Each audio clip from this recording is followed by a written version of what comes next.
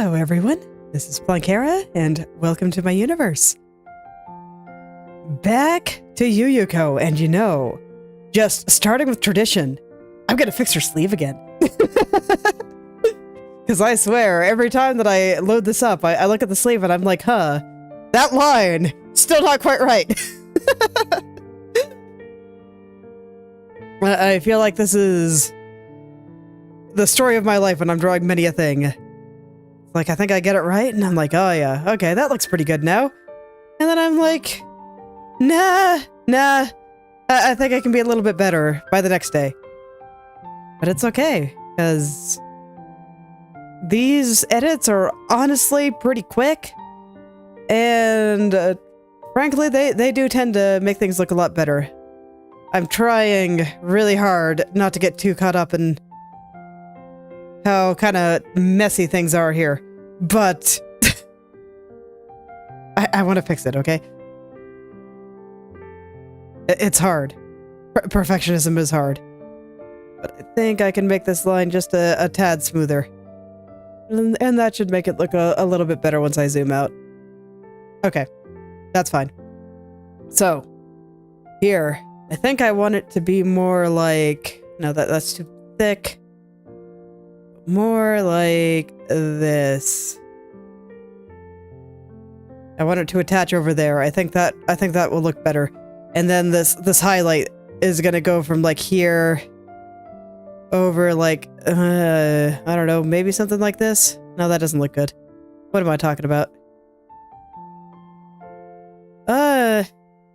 Okay, let me fill in what I've got there so that this way I'm not distracted by this part right here being wrong. Right, this isn't sleeve, this is sleeve trim. Here we are. So, at least I won't be distracted by this part being wrong. And then I can worry about correcting where this highlight should go.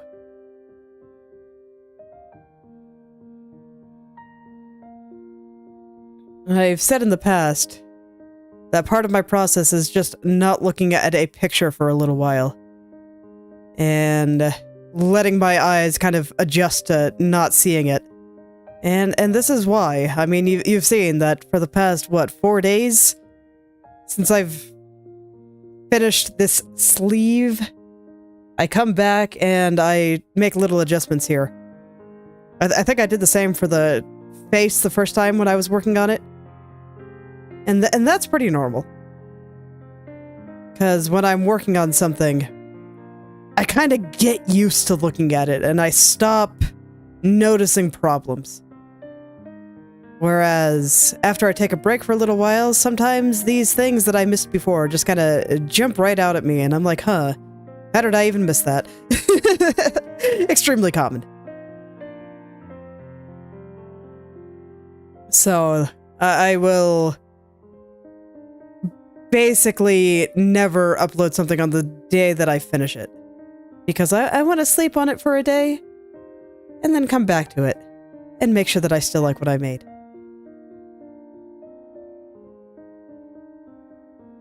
Most of the time, I'd say a good 99% of the time, I do make at least some small changes. They're generally very small. I can normally finish them within 5 minutes. So it's never anything super extensive. But it's small enough that I think it's worth doing. But it's big enough that I think it's worth doing. Okay. That looks so much better. No contest. That just looks so much better. Good news. I still like her thumb. So the changes I made last time, still working out for me. Now the other thing I wanted to fix a little bit, the little kind of veil thingy coming off from her hat. I didn't like how far out it was going here. So I'm just gonna take it and slide it over. There we go. Nice and easy. And even more good news. I think I figured out why my tracking was panicking so much. The reason is super dumb. All I did is I zoomed in my webcam a little bit and suddenly everything got better. Kind of funny how that works out.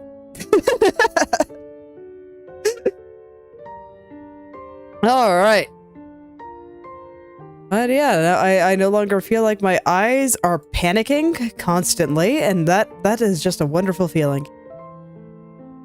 So now I can go back into something that is slightly painful with a smile on my face. Back to the trim with me. Okay. So.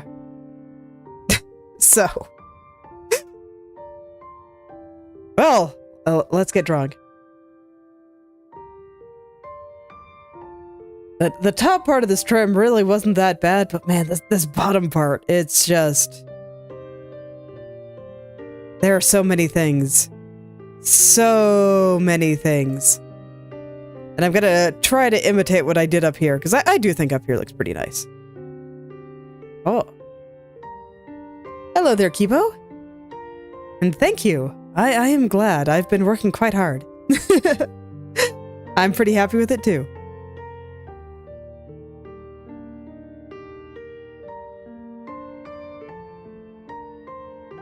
All right. Well, now I'm getting into some of the smaller details that just need to be done here, but I still don't know how to draw frills. But I can fake it, so it's okay. I'll figure it out. Guess there's probably a shadow here. Is there a hole there? There is. I don't like leaving these little holes. Oh, very nice. Glad to hear it. So, yeah, I really am glad you enjoyed them. I liked making that model. And it kind of took me a while to figure out what I was doing. But I am glad they're useful. There aren't too many resources out about Inochi 2D yet, which is a bit of a shame because it is a really nice program. Is your model coming along well then?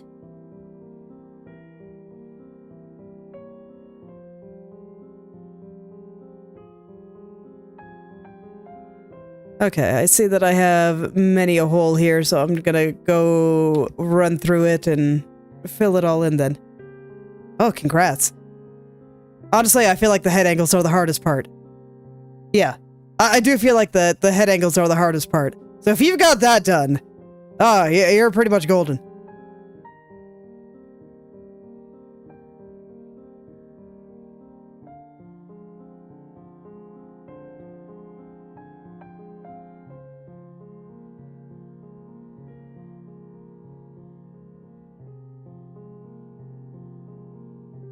Oh, awesome. I wish you luck with your model.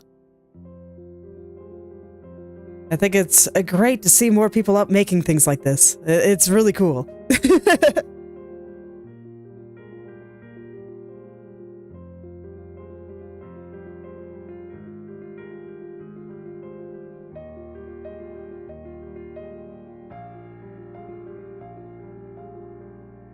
I'm not sure I follow. Singing while holding onto a hoop? Like, I know that there's been some live performances that do that, but I'm not quite sure how that relates to rigging.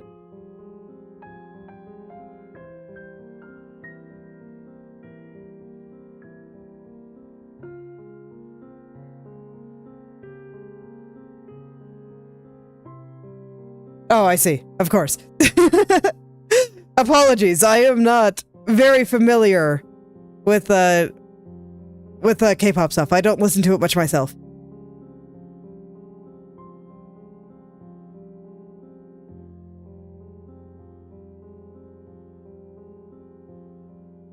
Oh man, so K-pop performances are getting much more elaborate now, huh?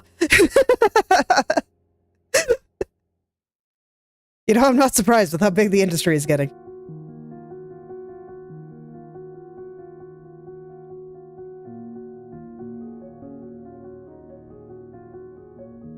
My media literacy is showing.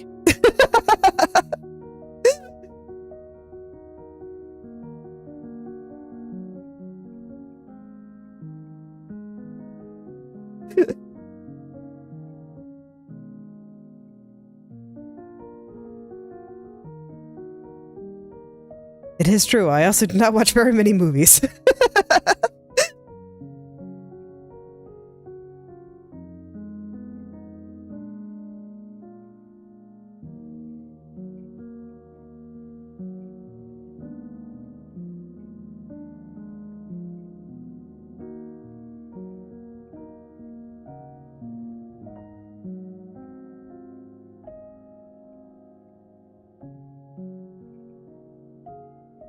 Well then, I'll just... Oh man. That's why I say my media literacy is showing. I have not been keeping up with things lately. Ah. Nice. What kind of extra costumes and stuff did you decide to make? Oh, that's quite a lot. Wow. You had a lot of ideas, huh? Yeah, what kind of things did you decide to put together?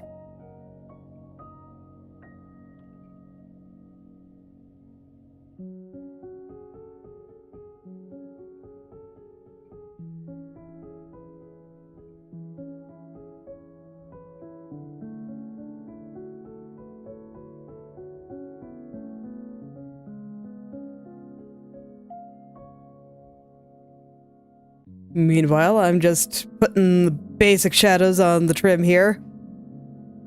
I think that this level of detail on it is fine. I might straighten up the edges here a little bit, but I don't think I need to do too much here. This is just way out of the way, so I'll probably just keep it simple. Whatever I draw is fine.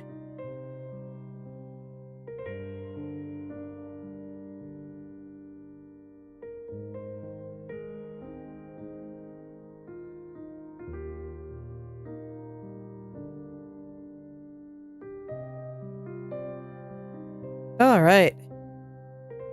Went down one way, so now I'll start getting the other. Let's see. Probably do want a shadow here. Then after that, I'm gonna check to make sure it feels like that this side is kind of going off into the distance.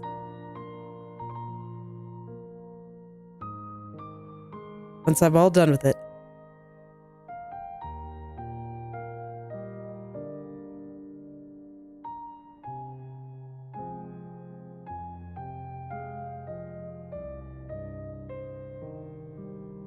I see.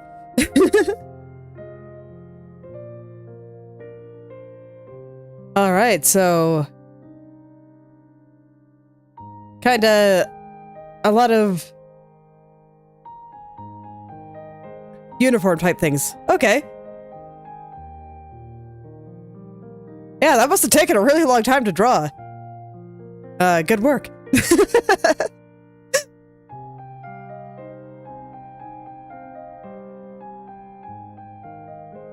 I just made the one outfit for myself because I did make a few toggles, but I knew that the odds of me remembering to use them and that I had them were slim, so I tried to keep it pretty simple.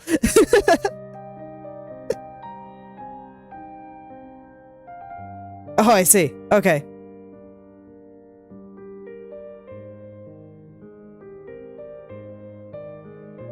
Yeah, sounds like a lot of hard work. And Krita is a pretty great program, so definitely worth picking up, I think.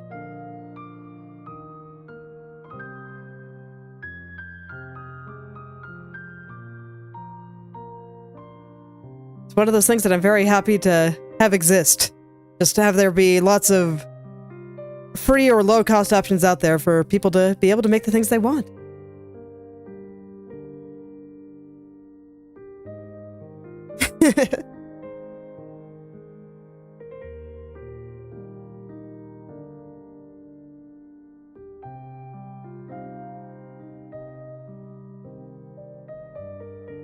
Yeah, good luck.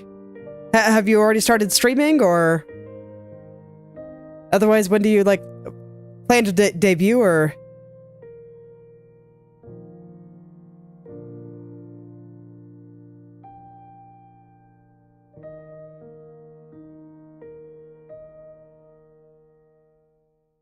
Hello there, Art.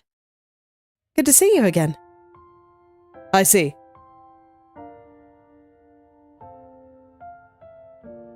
Well, welcome back.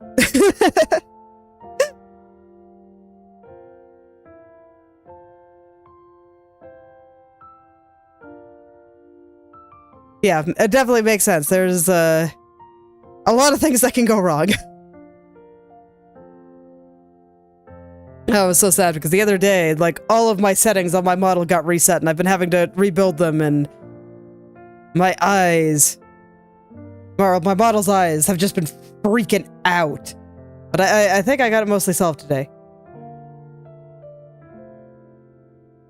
Nice.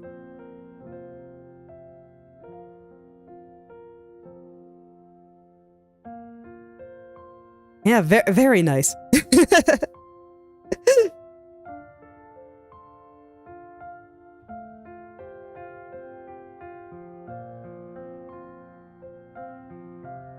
Glad you could find something to do in the meantime. Because, man, technical difficulties are the worst.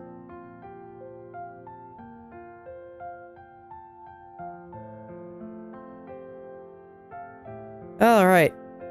There we go. Let me make sure that I like the outer shape, but so far this is looking pretty good.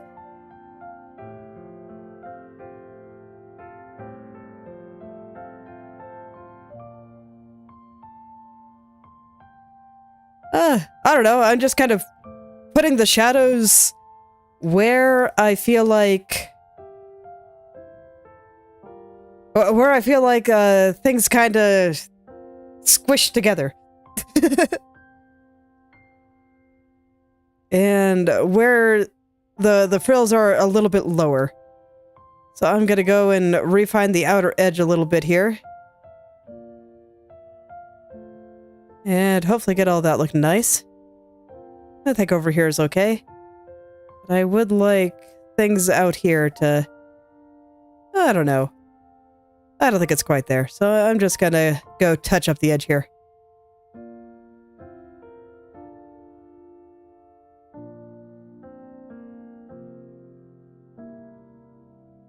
And I'm not too familiar with Zenless Zone Zero myself. I mean, I obviously know that it exists, but I've never been much of a gacha game player. I played Arknights and Path to Nowhere for a while, but unfortunately I just could no longer deal with dailies, so I have since stopped playing both. I'm a little bit sad about Arknights, because I did genuinely enjoy the gameplay there, but I just could not deal with time-gated stuff anymore. It was driving me nuts, having to play the game when I just didn't really feel like it. But I do wish you luck in your polls. I hope you're able to get the characters you want.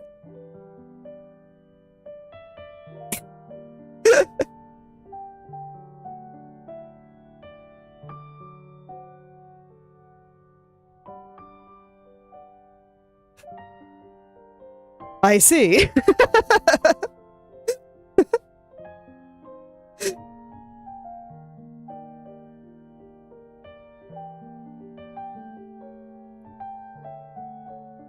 Man. Yeah, I guess... MiHoYo does make several characters like that, don't they?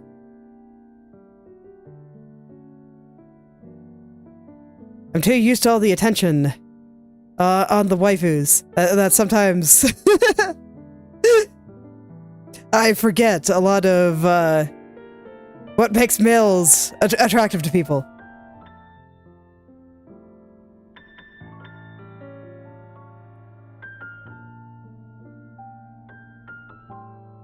Yeah, it's certainly less common than, you know, the women. But I do feel like that their games have more men than a lot of the games available. So they are. They are. And that's why I'm never gonna touch a gacha game again. I cannot deal with time-gated content anymore. I just hate the feeling of feeling obligated to play the game when I don't feel like it. Especially when I like the game. Because then it's like, it feels bad playing, and it's just sad because the game was good. Why did you make me play it when I wanted to be doing something else? Why are you trying to make it feel like the game is just gonna get in the way of the things that I want to be doing right now? And yeah. So, it was sad. And that is why I no longer play Arknights. Playing it when I didn't want to just made me feel too sad.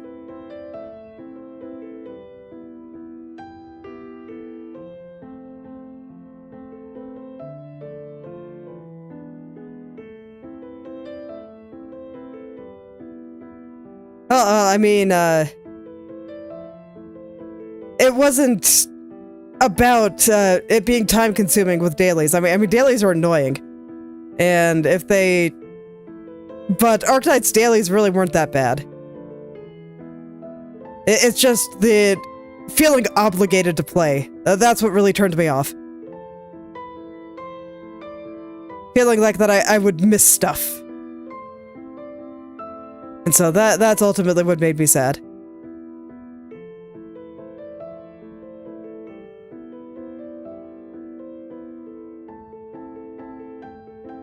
I'll probably still look at the character designs in gacha games, though, because they do tend to be pretty good. And I think that they're good for studying. I just won't play the games themselves anymore.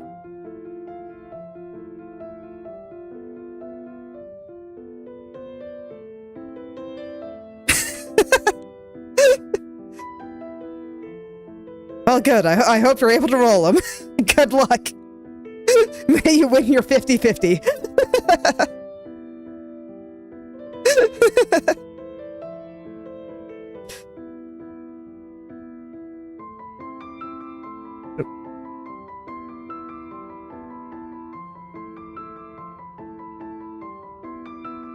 Okay, and then things through here I think are all looking fine. And I'll just come on up here. Ah, well, there you go. Looks like things worked out in the end.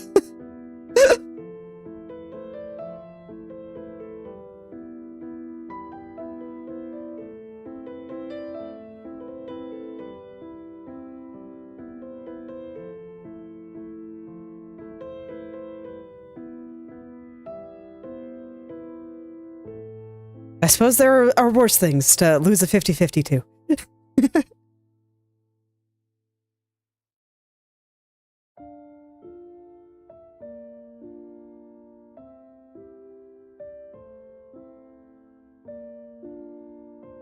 Alright. This side I'm going to be a little bit more particular on, but not, like, super much so. Just because this side is closer to the viewer and therefore more noticeable. But I still don't think I have to be, like, super particular with any of this. It's fine. Oh no.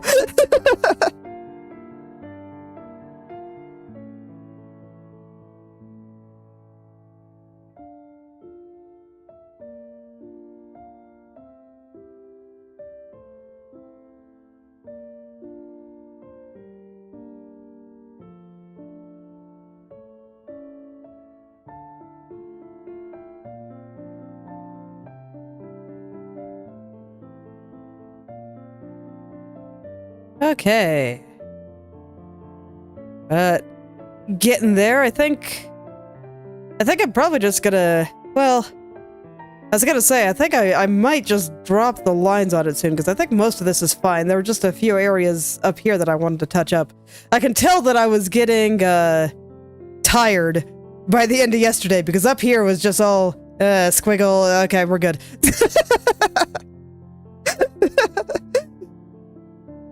Whereas over here is all more okay. Let me just get the last few shadows that I wanted there. I'd just like to have a few little wrinkles here and there.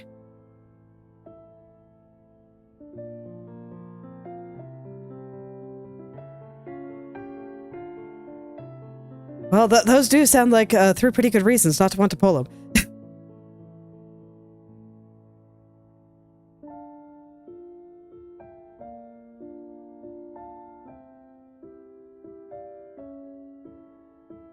When it comes to characters in those games, I tend to be more interested in what they do rather than, like, personality or story-related things.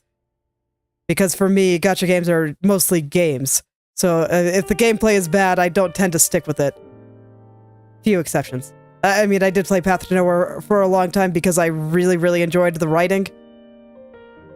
I liked the gameplay at the beginning, but then they started going more into a DPS optimization territory, and I'm not a fan. But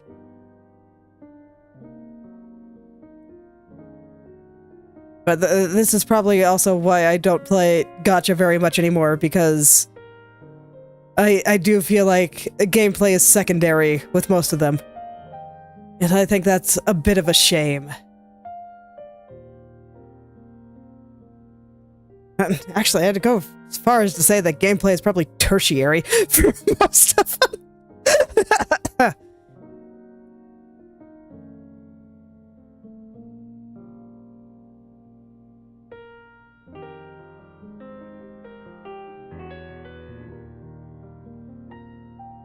But I will certainly keep an eye out on for character designs, because I do think that they're a good study for that. Just because in order to have your gacha game survive, you do need, like, A+ character design abilities. So, very good for looking at there. I've broken down a few characters and tried to use them to help figure out, like, color balance and various things to improve my own character designs. So, that was a very interesting thing to do.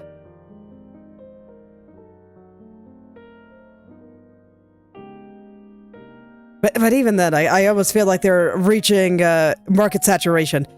And it's kind of reaching the point where I'm not seeing a lot of new stuff coming out of them anymore, which is a bit sad. Tends to be like the same, I want to say 5 types of designs.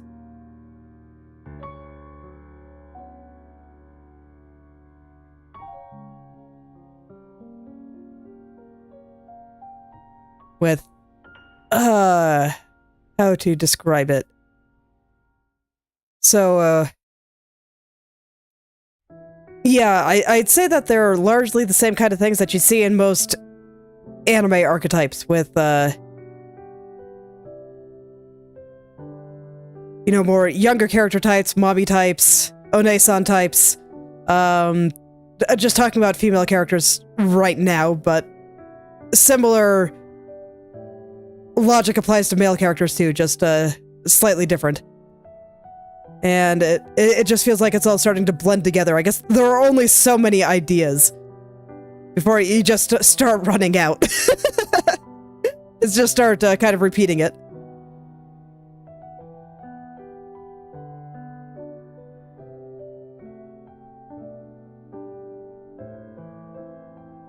And actually, this side I do not think needs this kind of shading, at least not as strongly.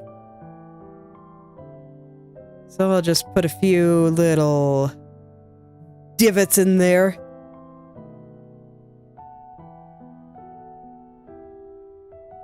Kinda show that, yes, the folds are there, but they're covered up by this center thingy that they're all attached to.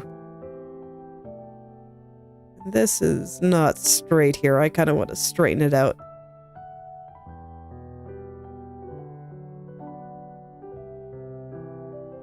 And then after this, it's gonna be time to put the lines on this, which I am admittedly not looking forward to. Man, it wasn't so bad when I did the one on her chest, but this one is so much longer. It's so long. There's so much to line, and I am scared.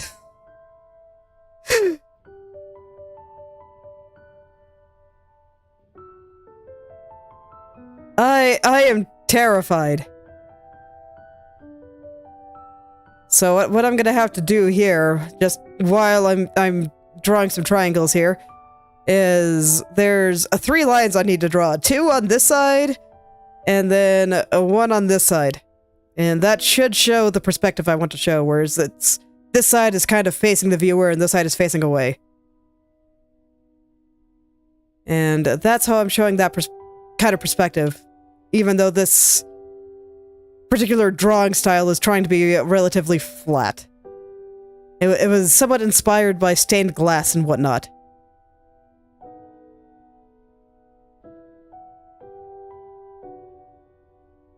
So I do want it to appear a little bit more flat, but this is the kind of thing that can give even kind of flat appearing art a little bit of 3-dimensionality.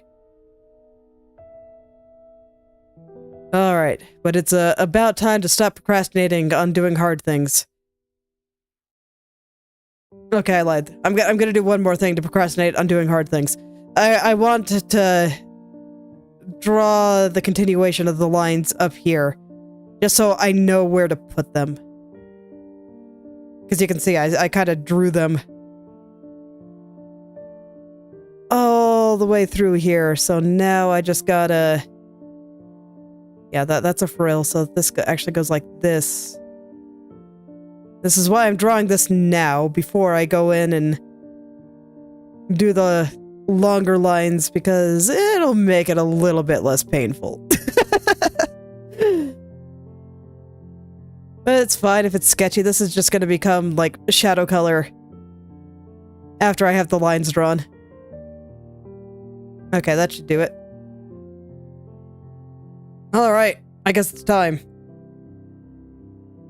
Wish me luck, friends. Here I go. So I'm gonna start with this one up here. This one it's just 1. And then once I have this 1 drawn, I will just do my best to make the 2 down here parallel to this, which... Oh boy, that's gonna be a thing.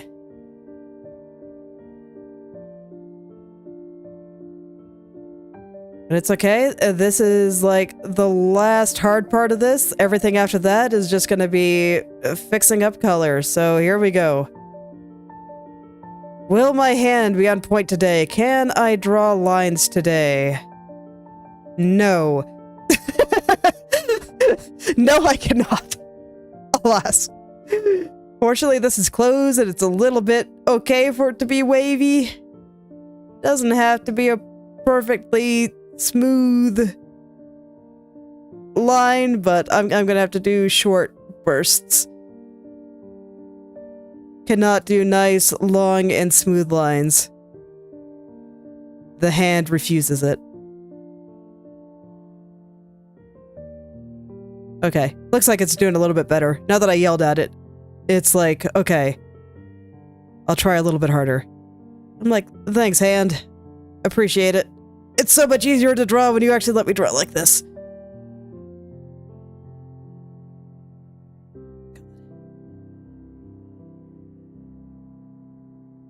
This is why most of my styles do not have lines. It's probably my least favorite part of the process, but man, do these white lines just make everything look so nice.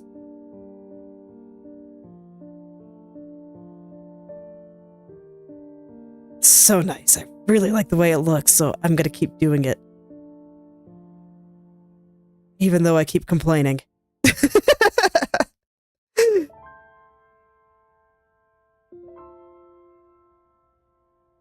Okay, I might complain every time, but I do love what I'm doing.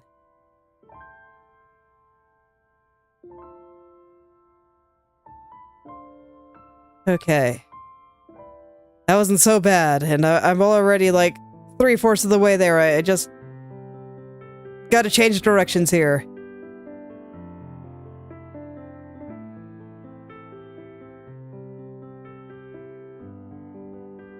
Control Z is my best friend.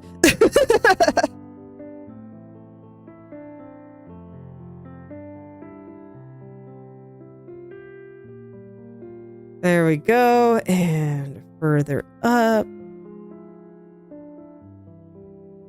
while my hand just waves all over the place.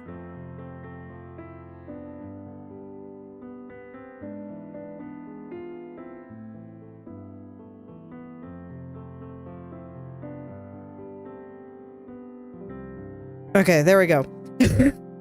1 down, 2 to go. That wasn't so bad at all. I got this. So now I want to try to make this next line parallel to this one. Mostly. They kind of converge near the end.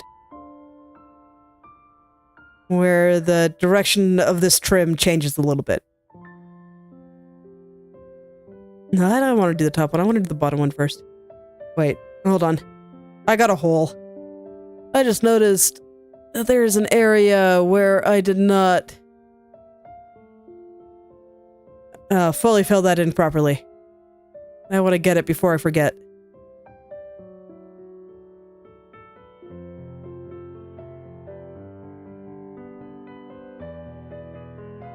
No, that's no good. This part needs to be a little bit closer to the frills.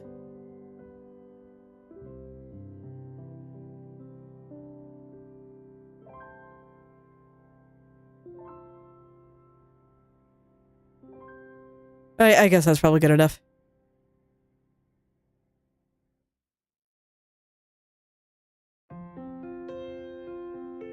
It is so hard not to let my desire for everything to be perfect get in the way here, but... and try to go back over it, make this line a little bit smoother. But no, this is fine. This is fine. It's totally fine. Don't worry about it, brain.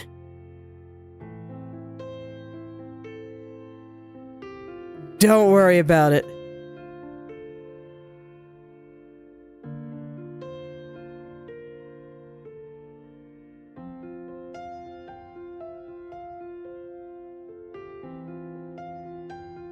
It's funny, yesterday I took my kids to the park and I was really struck by just how much your brain lies to you. I just had one of those moments. I was just looking out at the grassy field that the park is on. And I was like, dang, when I look at this, if I actually, like, look at it with my eyes and don't let my brain interfere, I do not see a single blade of grass. I just see field. And, it sounds weird to say, because, I mean, we know that fields have a lot of grass. But when you look at it from a distance, you do not see each individual blade of grass. Like, that doesn't happen. They all just kind of meld together into a singular shape. And that shape is kind of textury. But when you get really, really close to it, like you stick your face in the grass, then you can see the blades of grass. But not before then. Before then, you... like, literally, if you just look at it, you don't see grass. And it kind of reminds me of my early attempts to draw hair, where I wanted to draw each strand, and this is a common beginner thing. But if you actually look at a person, like, look at them, turn off all preconceived notions in your brain, turn off the knowledge that they have hair and what hair is made up of, and you just look. You don't see hair. You just see a clump of stuff. And the individual strands are not visible at all.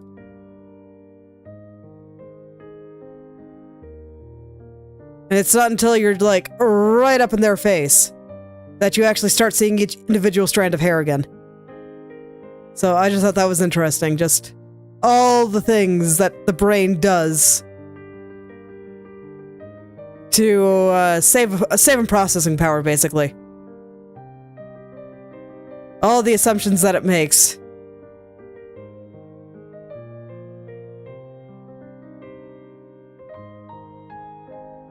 Just so that this way it doesn't have to work quite as hard. Brains are weird.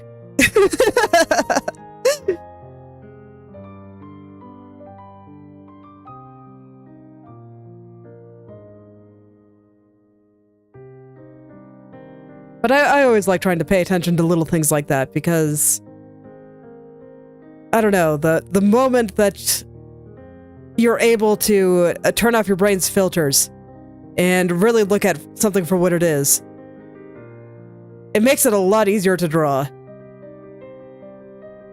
And I can't remember the last time I tried to draw a grassy field, but I was definitely the type to get fixated on drawing individual strands of grass.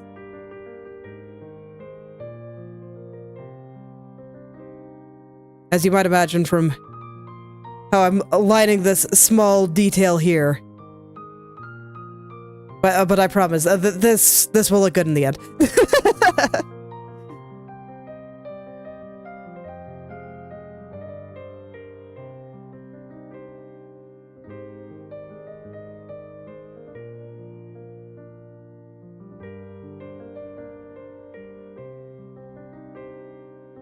Man. I knew this last one would be the hardest. That's just kind of the thing with drawing stuff. It's like, for the first one, I could do pretty much whatever I wanted. As long as it followed things pretty okay. And it would be fine. But then for the second one, I had to be a little bit more precise. Because it needed to follow the original if I wanted it to look right. But this third one really needs to follow both of them quite well if I want it to look good. So, alright, we're going back into sketchy mode.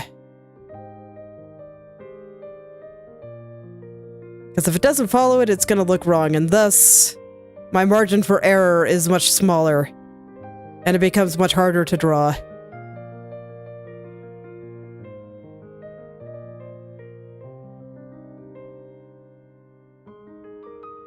But this should be fine. I might have to clean up this line a little bit after I add the colors back in.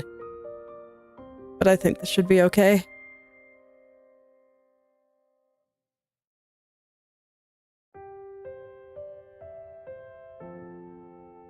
Hooray. Okay, let's go ahead and add all the stuff to the frills. I'll be going back and forth quite a lot here. Because, oh boy, are there a lot of things.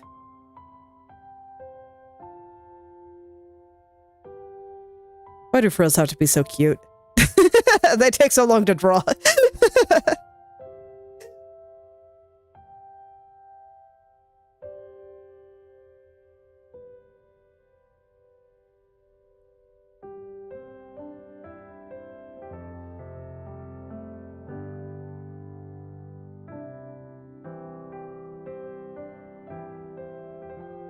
Kinda looking forward to being able to get through to all of her clothes, though.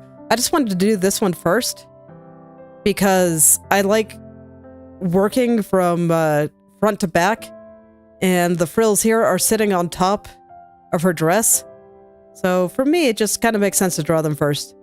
And I don't want the lines here to be super thick. I want these frills to look super delicate. And I think thin lines will achieve that more easily than thick ones.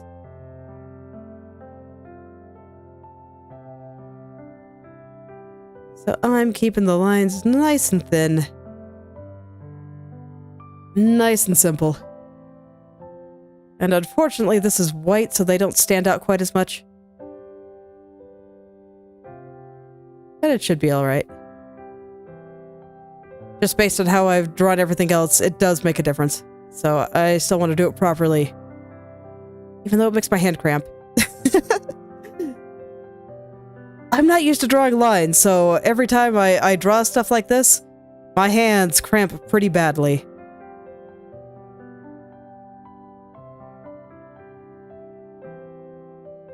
It's okay. I think someday, as I keep doing it, I will find good ways to hold the pen that does not cramp my hand. Let's try a couple of different angles. This way I can keep my hand a little bit more relaxed. I'd rather not give myself carpal tunnel. That sounds like a terrible idea.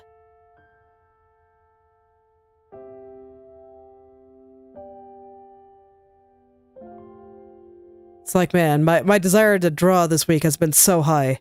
So I'd like to be able to continue to do that while I'm feeling it, you know?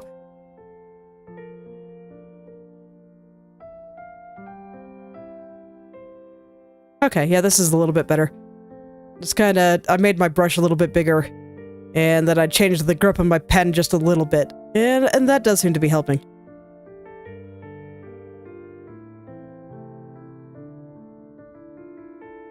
Okay, I have to... I've scrolled past this like 4 times, and it keeps bothering me, but there's just a little hole from when I was moving stuff around. Okay, I'm satisfied.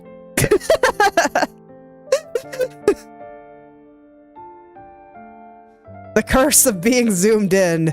I just notice every little detail. That's alright. I was gonna have to fix that eventually, so might as well do it now.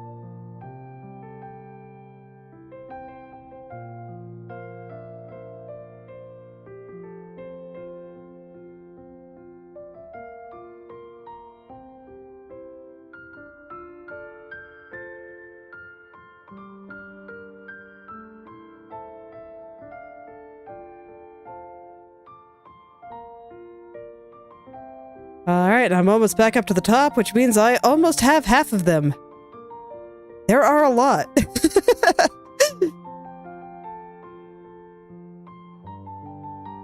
Fortunately, it's pretty quick.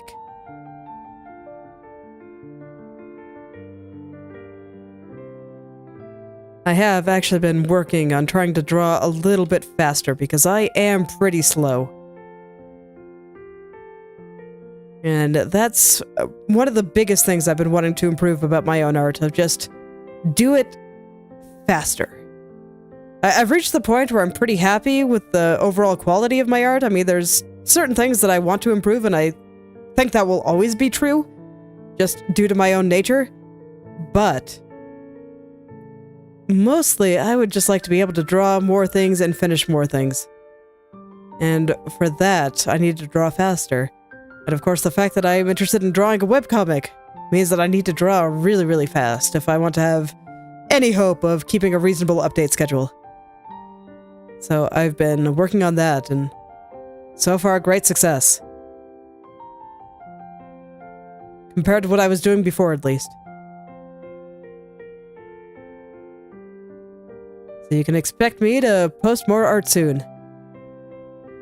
And I am very much looking forward to that.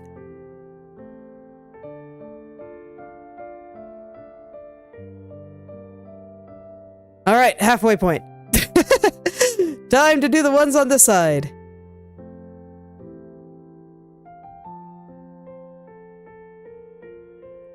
And then over here, when it comes time to color, I'm gonna use a darker color for some of these. But for now, I'm gonna just line their structure with white. I think that'll look pretty nice.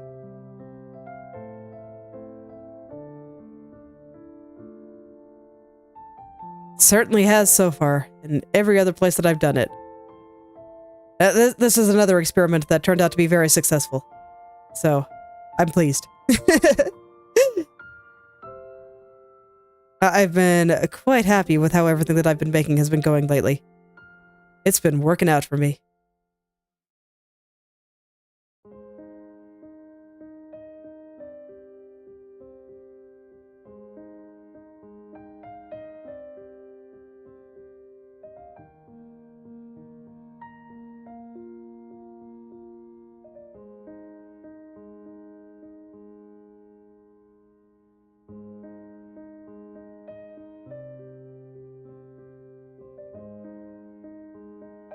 So on that note, all of you out there watching, has art been going well for you lately?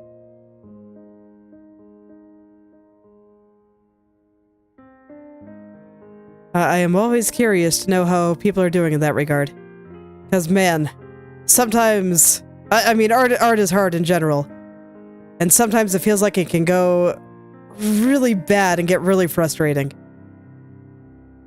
And I was kind of in that state for a while, but then I started breaking down. what it is that I needed to do, and I've been working on it, and I think I've made a couple of breakthroughs, so it's helped a lot. It is an issue that I have sometimes where I just kind of get overwhelmed by certain things, and it just never feels like anything's looking right or anything like that, and after a while I'm just kind of able to either break down the issues that I have or make some kind of breakthrough. Either way, you know, breaking things. And then everything suddenly becomes a lot better.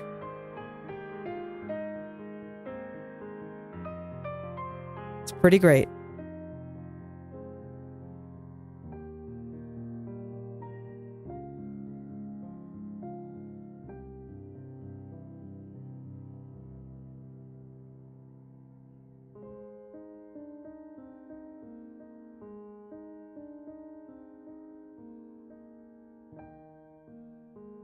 Alright, and then after this pass, I'll go ahead and put the lines around all the little shadows. And then after that, I think that'll be it. Well, I have to fix the colors. Yes, I suppose I have to fix the colors. I suppose that is important too.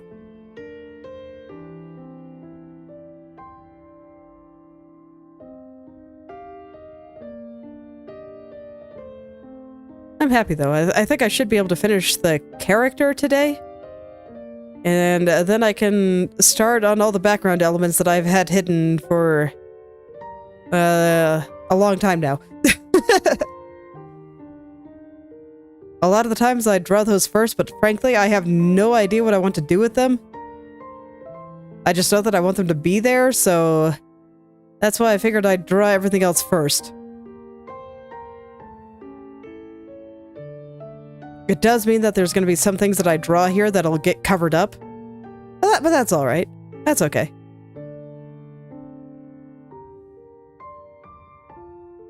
Means I'll have a little bit more freedom to move things around.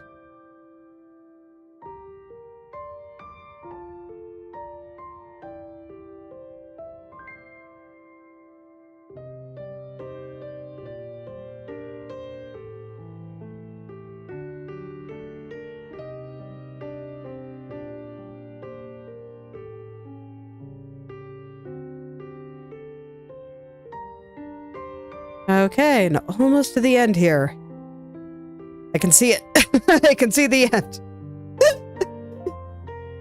Always very exciting when I'm able to scroll it into view. But fortunately, this is the kind of thing that I can do on autopilot.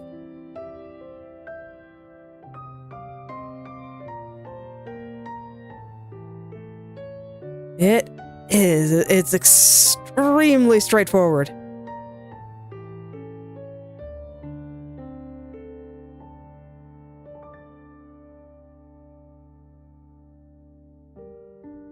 I'm sure a lot of the times details look intimidating, but frankly, they are generally pretty easy to draw. It's just... it takes a while. It does take a while. But that's it. It's only time consuming. Alright. So now it's time for the shadows. Because I put little lines around those in this style as well. So probably 2 more passes through here. You got the one for the pass for this side and then the pass for the other side, and I'll clean up extra lines along the way.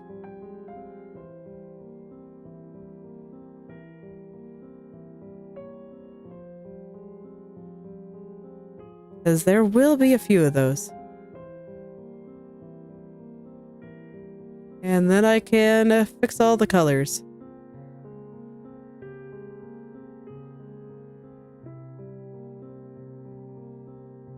And I'm trying to keep these lines especially thin. It's like I wanted to keep the outside lines pretty thin, but these ones are going to be nice and delicate. Just very soft.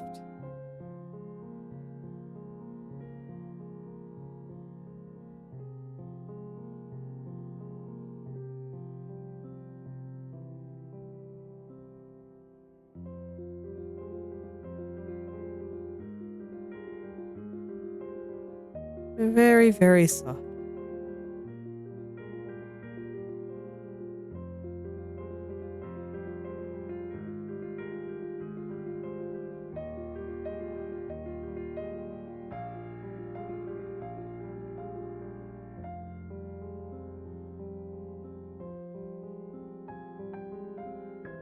And I'm realizing that once I finish all the stuff down here, I'm gonna have to figure out something that I've been thinking about for a while, and that's I want to have her making some butterflies. I even drew the butterflies at the beginning. They were like the first thing I started to draw. And yet they're going to be the last thing that I render out, which I think is kind of funny. And I'm just kind of thinking about where am I actually going to put them?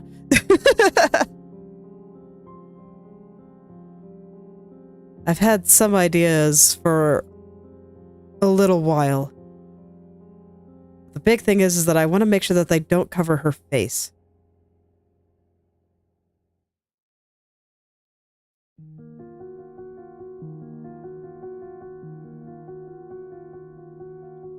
I want to make sure that they don't cover her face.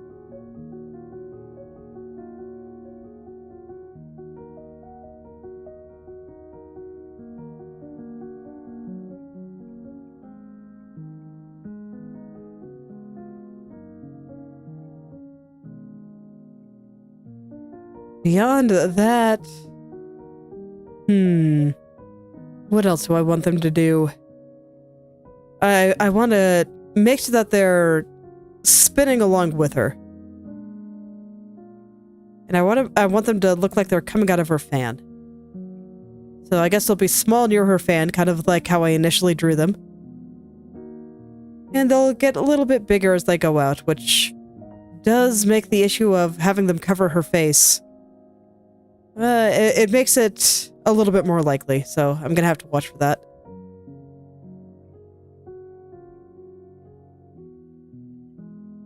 Just thinking about other things that I want to do while I line this, because otherwise I will fall asleep.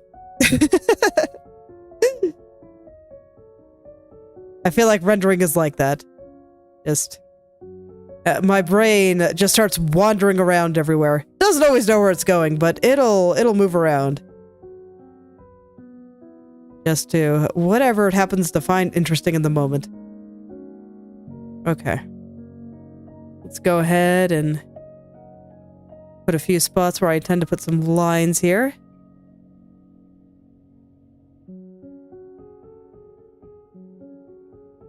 Or I guess I should say where some future shadows are going to go. There we go. Okay. And now for the other side. Just the same thing, more or less. This side just has less shadows, and they're a little bit simpler.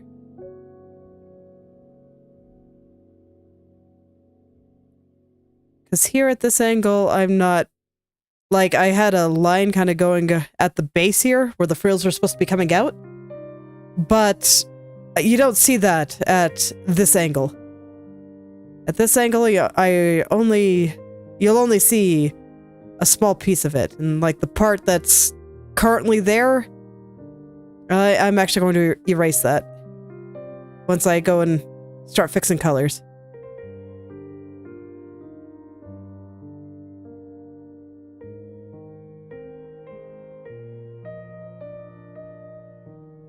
But first, I gotta finish this part.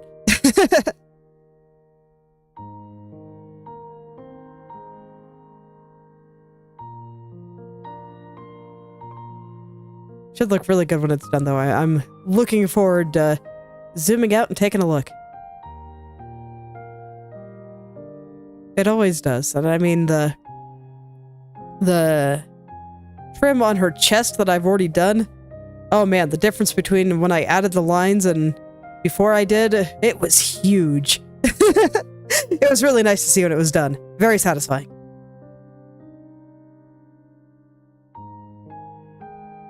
Very satisfying indeed.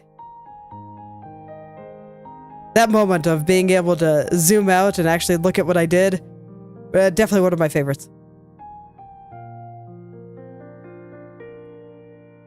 Like, early on, I'm pretty much always zoomed out, but once I start rendering, once I kind of have a good idea of how things should look, and I can just kind of go in and smooth it all out, I generally stay zoomed in until I am done with the spot that I'm working on.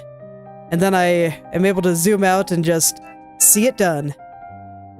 And it's great. Okay, there we go. Time to fix colors.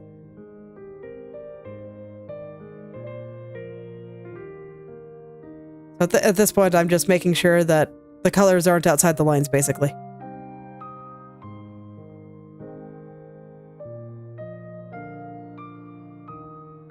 And then I will have that lovely moment of getting to zoom out and see all the things. Ah. Already excited. Let's just get all these colors back in.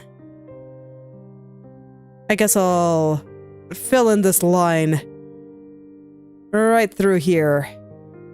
And then come back for everything else. Or I don't know. Actually, knowing me, I'm probably going to jump around a lot. It's fine. Just be like, oh, I see something. Better fix it. Like, who am I kidding? That's definitely how I'm going to approach this. Sometimes I do things more systematically, but... Oh, I missed one. Oop.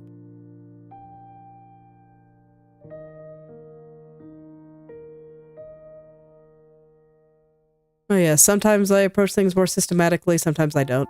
It's fine. I have to cover everything anyway, so I can kind of do it in whatever order I want or think makes sense.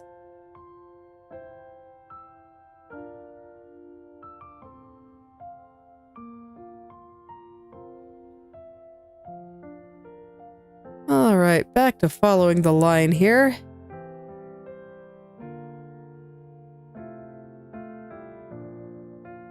Fortunately, it's a pretty small area, so I can afford to be a little bit messy. Don't want to get too messy, but a little bit messy is okay.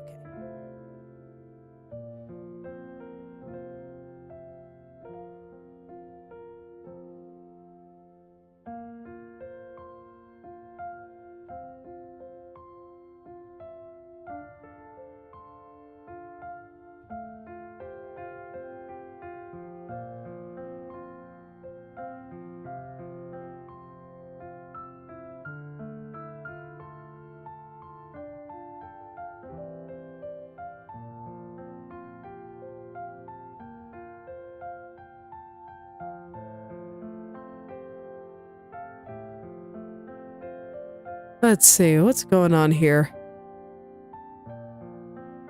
Okay, I see it. I just didn't fully connect that line, but I think that's fine. I'm not even gonna fix it. I'm gonna make my brain deal with the fact that there's an imperfect line there. Perhaps it's a little bit rude, but, my brain needs to learn when to let things go, so it's fine.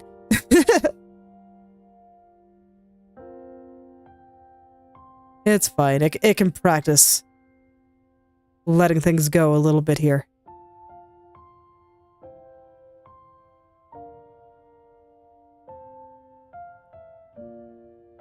I've said before that I feel like half of my current battle with art and speeding up my ability to make it really is just a battle with perfectionism. I think the me of even last month probably would have stopped to fix that. But I don't think anybody will notice if this line is not fully connected in the final version. And if I wasn't talking about it at all right here, right now, I don't think anybody would even know. I just gotta force my brain to focus on what's actually important. And not all these random little fixations that I get. Life is hard. Okay, that part is worth fixing, though.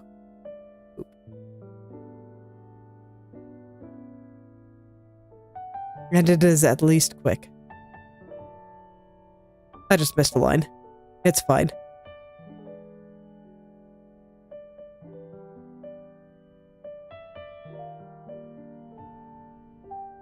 Yeah, and by doing both sides at once here, this is actually just gonna finish things off, so I don't have to scroll back and forth a whole bunch. This is just gonna be what things look like. And at this point, it just kind of feels like I'm coloring in a coloring book. Nice and easy, don't really even have to think about it.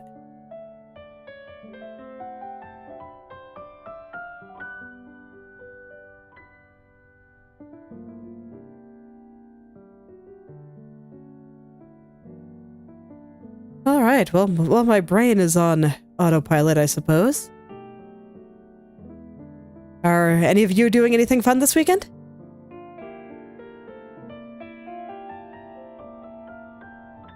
That's for me. I'm probably just gonna draw more stuff, but I've got a picture that's almost done that I hope to post in, I don't know, tomorrow, ideally. Just because I do want to sit on it for a day before I post it.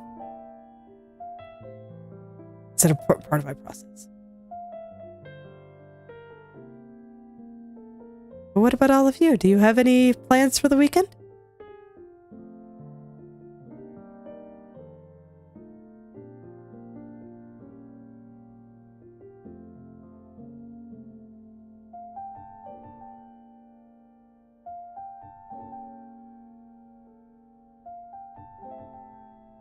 Oh. I'm sorry to hear that.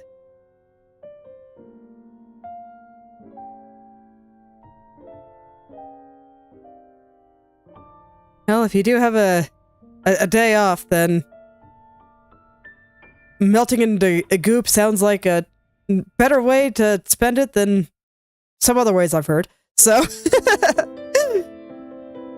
I hope it's at least restful.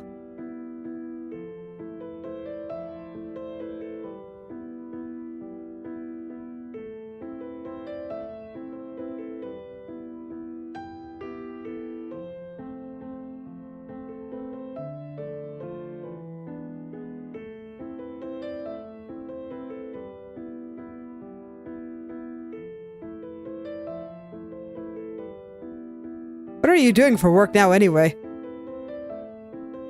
Because, yeah, last time I, talked to you, I don't think you were working a night shift.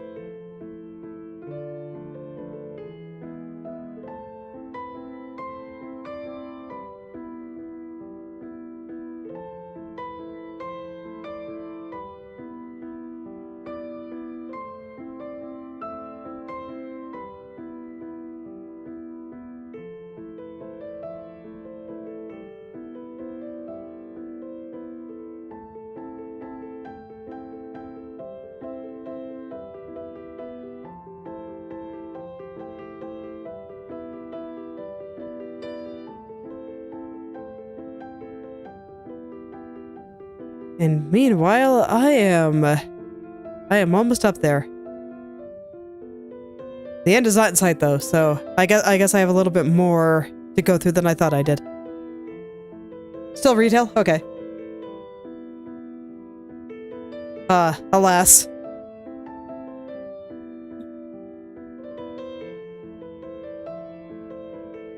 Yeah, I've heard bartending can be pretty good if you can get into it.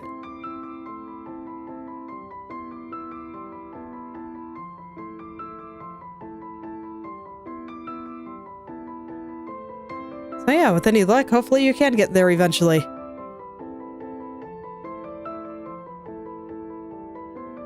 Although the fact that it is pretty sweet if you can manage to get in probably is contributing to it being somewhat hard to get into. If it's desirable.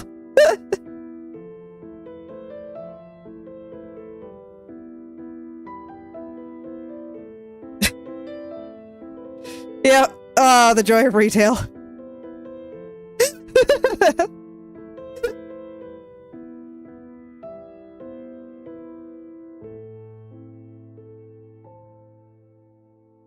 Oh, well, good luck.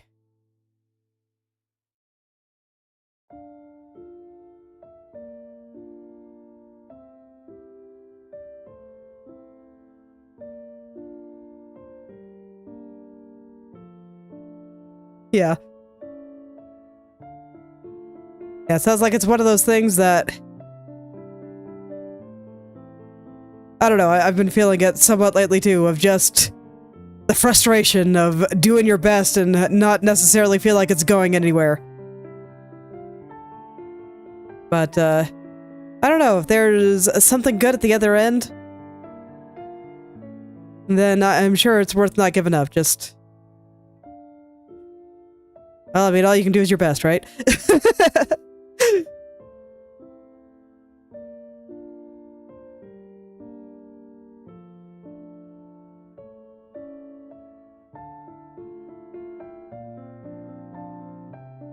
But it's okay. Some days I do think that you just need to melt into goop. Can't go hard every single day.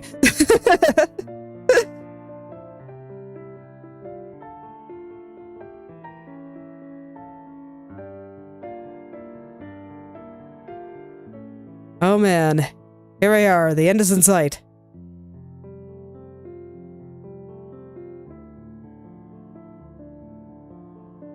Let's go.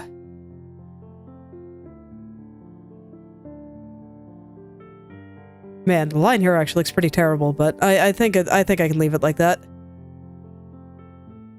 Okay, let's go get my dark color here, and I just want to fill in a few spots over here.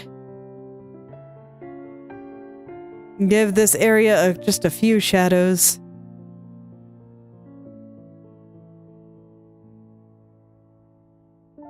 Make it look just a little bit nicer. I think I intended for this one to be shadowed based on how I drew the lines there, so I'll go ahead and do that, and yeah, there we go. And then the few shadows that I can see that I wanted to exist over here. Okay. Oh, I see a line here, so this was probably supposed to be a shadow too, and there we go. Okay, it's done. I'm free. I am free from frill hell. And that is the last frilly thing I needed to draw, I think. Actually, I suppose I should check to see if her back ribbon has frills. Does not. I am indeed free from frills. Forever. Until the next picture I draw, I do not have to draw more frills. Yay! I will embrace that freedom. Oh man. I definitely enjoy frills, but drawing them is a complete pain. Drawing them is terrible.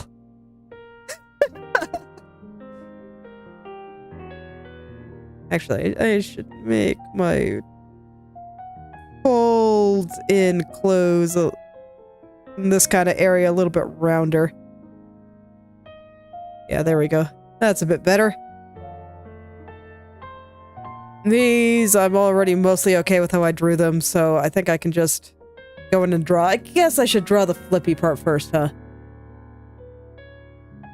Are you the flippy? You are the flippy. Okay.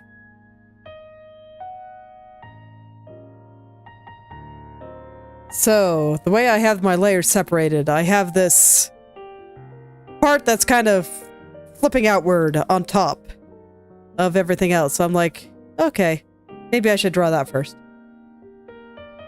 I'm gonna try to get a nice smooth curve. We'll see how that goes for me. And not super on point today, so I'm not sure what to expect.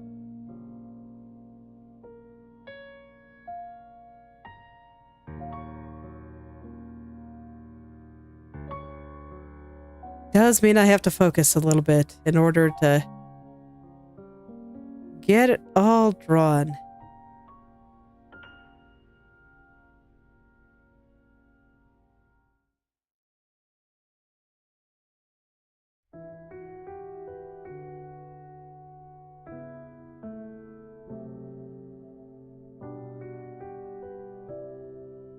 I think this is going to be way too blobby, so let's try that again. I'm actually going to zoom out and make sure that I like the angle that it's flipping up at. What exactly are you coming out of? You know, I should have asked myself that, like, way before I started doing this. Because right now, this is not connected to anything. Oops. It should be more like this. Okay, these things happen.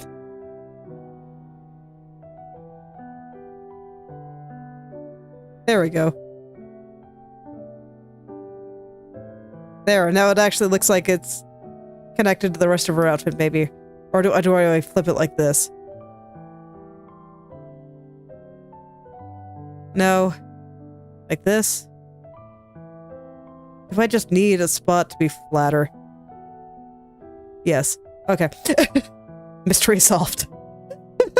I was wondering why it still looked weird after all that. And indeed, I just was not paying attention to how it was actually connecting to the rest of her kimono here.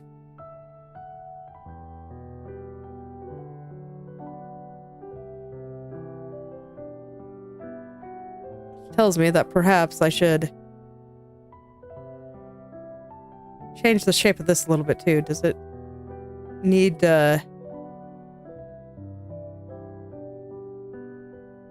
yes. Yes, it does. Okay. So I guess the idea is... How do I describe what I'm thinking here? I mean, none of this makes any sense whatsoever. Like, if this was real life, this could never happen. So I'm just kind of trying to feel out what feels good, I guess. And I just feel like this needs to kind of connect down here at the bottom a little bit more. And then maybe I flip it like this, make it a little bit more concave. No, that is even more nonsensical. No, that is the correct amount of nonsensical.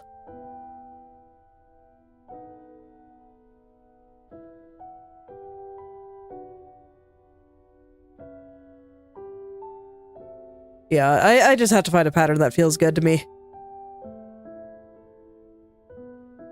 And that is largely an intuition, which is hard to describe. How do I go about and try to describe my intuition here?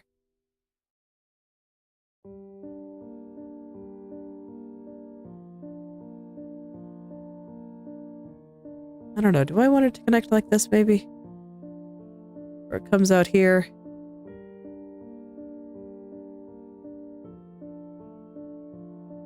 I actually do think that looks better. So... I will attempt to describe my intuition here, and basically what I was seeing was that I felt like the way that this was flipping up was connecting to nothing. Like, it was just not actually attached to the rest of the kimono here. And so I was thinking about, if it's not connecting properly and I feel like that's a problem, then how should it connect? And then I was like, okay, if this in theory should be a piece of it that I have grabbed like right up here on the edge of this trim and pulled it upward, then where would the back flap that at the time I had like, you know, like this, where would this back flap connect to? And I think it's like this, so I'm just pulling it upward here. But I still need to keep it very round, because everything here is supposed to be very spinny. She's spinning around. And if I don't make it round, then that's just going to result in the energy of the picture being wrong. Because this is round energy, and everything must be round. You cannot put squares with round energy. It will just make... It'll just interrupt it. It'll just interrupt it and make it feel weird.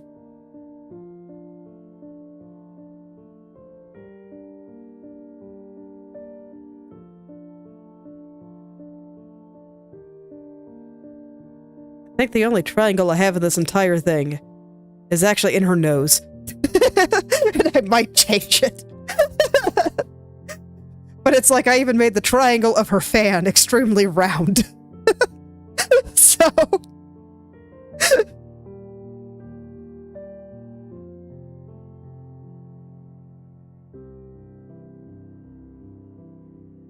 Have I mentioned that circles are great and very much underappreciated? And even here, like, this is a triangle technically, but I made it round. Like, I mean, you can see it here. It's a triangle. Better drawn triangle than that, but a triangle nonetheless.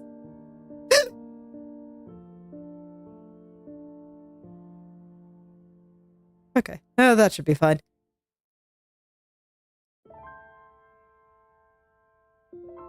I will want to go back and get the shadow color here good, and then I think this guy needs a gradient in order to look a little better. But yeah, the main reason I say that this is impossible is because this right here is technically the same length as this, but shh, nobody cares. It's fine. It's fine like this. Alright, let's go finish off the flippy here. So what I want to do with your shadows, I just want a little hint of shadows underneath the frills here. Like, what I have is much too thick, so I'm actually gonna kill everything here. This is not smooth. And then I'm just gonna put a tiny hint of shadows underneath the frills, just to stop this from being one solid blob. And then once I have those down, I'm going to go and put a gradient over here, just so that this is also not one solid blob.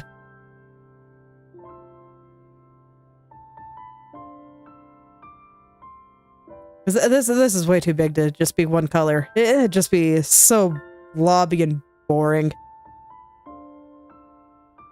But I guess before I put a gradient on it, I do want to put the lines on. So I'll do that once I finish my color here. No, I'll put a little bit on the edge here. But I gotta make sure it's round. Everything must be round.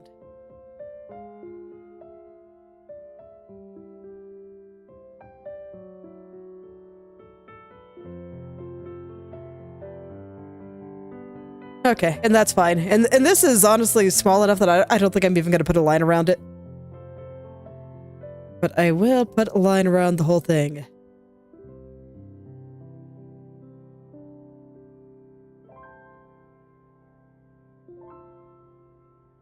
Okay, I'll grab the color from the sleeve up here. And yeah, we'll just slap it on. This, I want it to be pretty thick. I want it to be about as thick as the sleeve itself.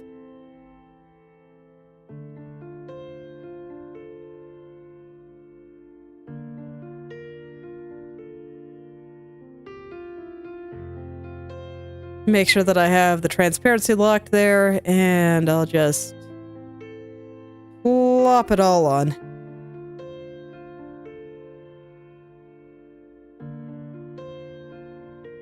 I didn't even notice that corner was hard and terrible until just now.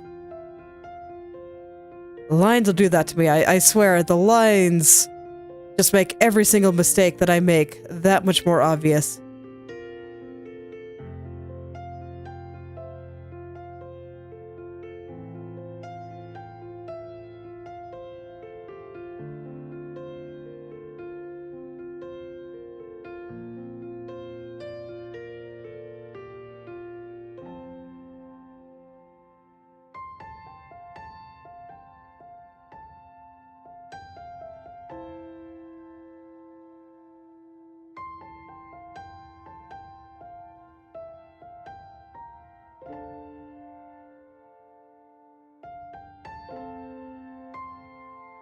Actually, maybe I should put some more colors into this.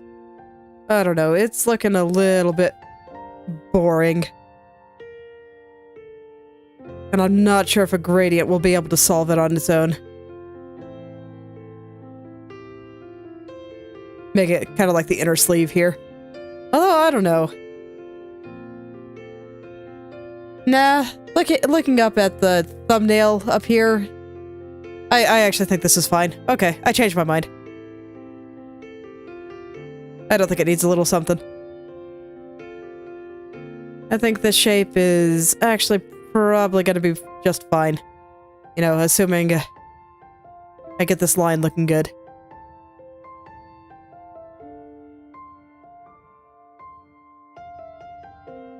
Hand not on point today. Always unfortunate when I'm rendering, but I've gotten used to it because my hand is maybe on point, I don't know, 10% of the time at best. Dexterity is my real-life dump stat, so I've gotten used to working around it. I'm sure some people would think that strength is my real-life dump stat, but no, I think my strength's not great, but I think my dexterity is so much worse.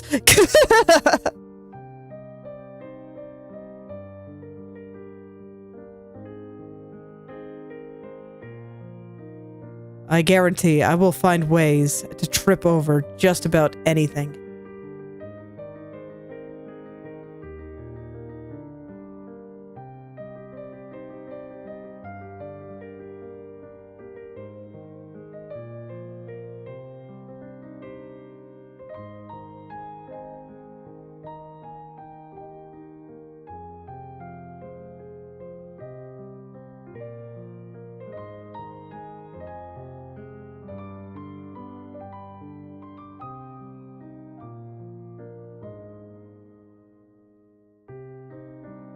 Okay, I think that's good though. Let's go ahead and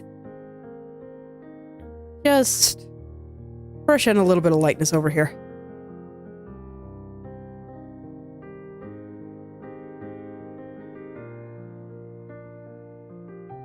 There we go, perfect. And actually, I just realized that I totally forgot to put the line over the one bit of shadow that's actually relevant over here. There we go. I'm still not going to put lines underneath the tiny little shadows that I have under the frills. They're just too small to make me think they need it. Okay. Now I guess I can go to the rest here, and... Ah, shoot. I totally forgot. She has little frills on the bottom of the dress here. They're not, like, special white frills or anything. It's just the bottom looks slightly frilly. So I just need to add some, like, little square shapes here in order for it to look right. And I'll color them correctly once they're all drawn. But yes, they are square frills, not like what I have over here. So I think this should be fine. Like I said, someday I will learn how to draw frills properly, but that day, not today, and it will not be for this piece. So I'm just gonna kinda do what works. And I think this is working fine.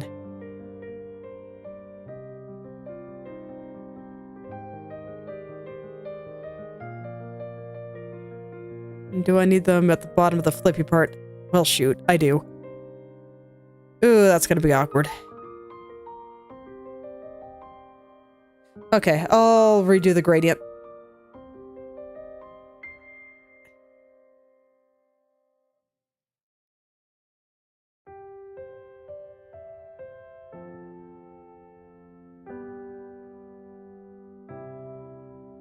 I'll just redo the gradient at the end. Let me just put a little bit of shadow back underneath here.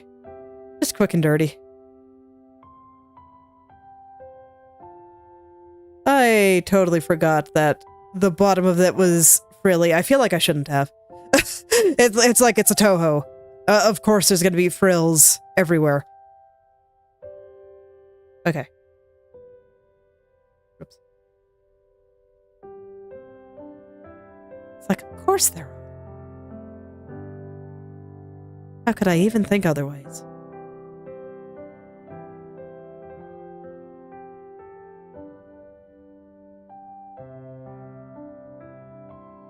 Well, that's unfortunate, but it's okay. I do want it to be accurate to her design, and frankly, I do think all these frills look nice. There's a reason that they exist in the design in the first place.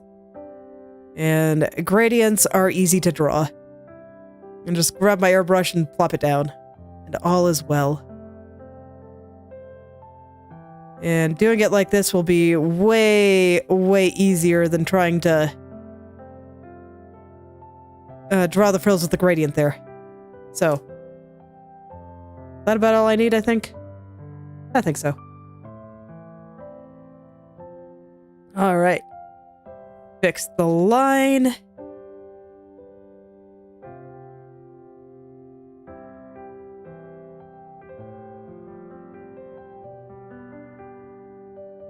Line will kind of help me show where all these frills are.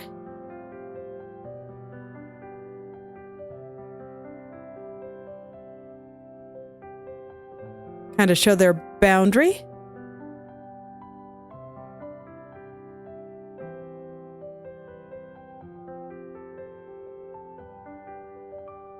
What shape they take. Where their edges. And where they get to exist. All that good stuff.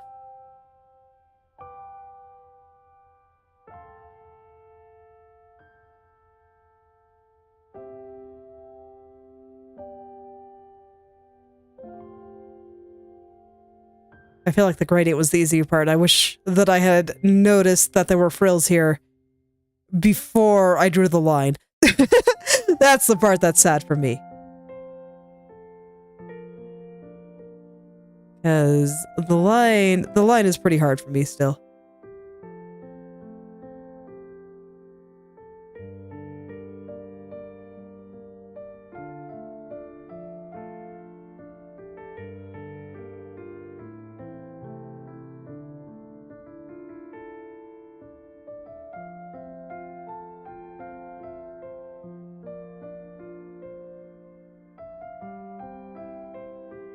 Okay, there we go. Yeah, that should be fine, and then I just put the gradient back, and all will be well.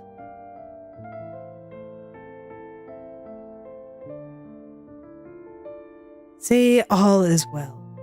Okay, and now I can go back to what I was doing. Which is cleaning up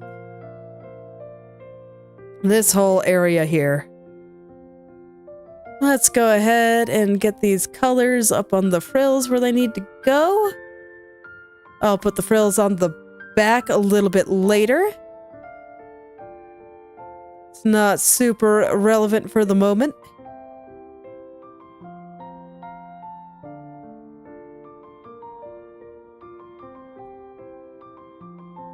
And I'll just make sure that all the edges here look nice.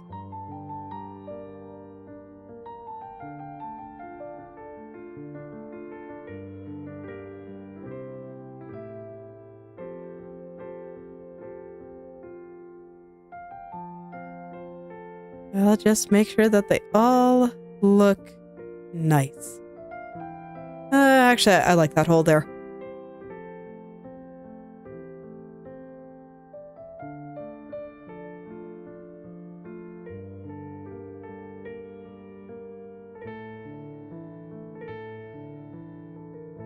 Okay, and then I got a little hole here that I missed. And back here. Yep, also has a little hole. Go ahead and fill that in. Okay, I think this part is ready for cleaning. Phew. And it's pretty much the last thing that needs to be cleaned. Let's see. Stretch. Strictly speaking, this part is part of the flippy, but I think I'm gonna go line it later. Oh yeah. I almost forgot about the back ribbon again. I have to get that too. Okay. Well, better get going.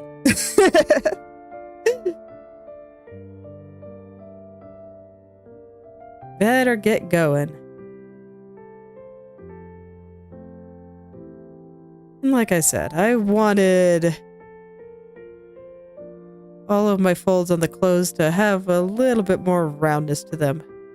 I've been making them kind of pointy in some areas, but I think that these shadows should be a little bit rounder. So that should be fine.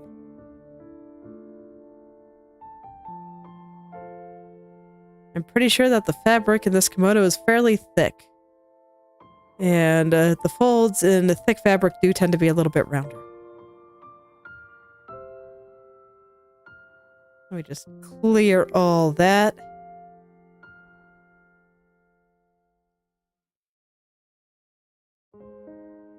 Alright, and since all of this is all pretty much nonsense to begin with, that gives me a lot of wiggle room. As long as it looks cool, all is well.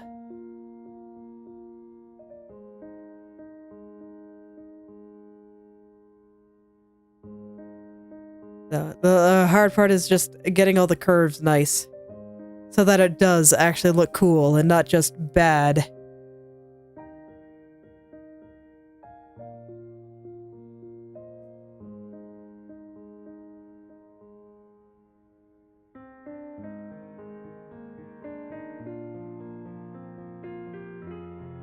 But if I can do this in mostly smooth strokes, like that would be awesome. We'll see if my arm allows it, but that does tend to be a lot faster than trying to just slowly make my way down.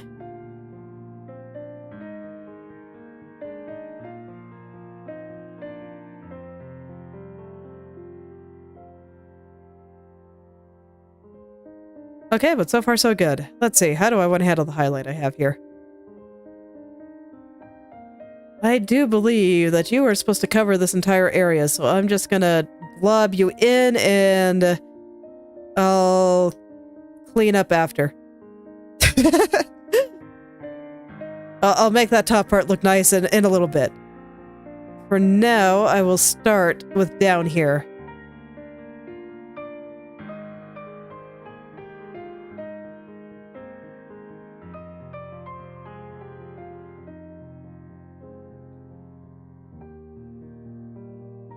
Kind of the same here.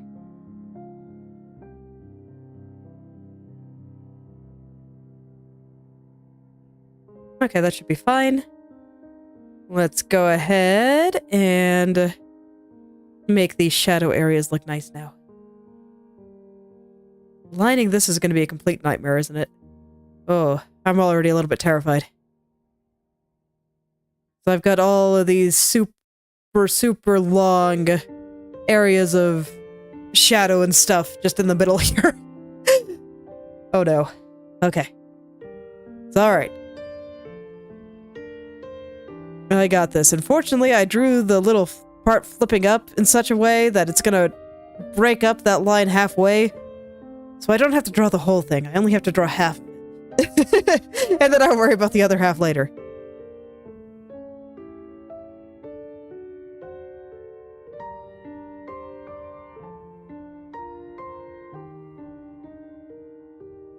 That should make it a little bit easier.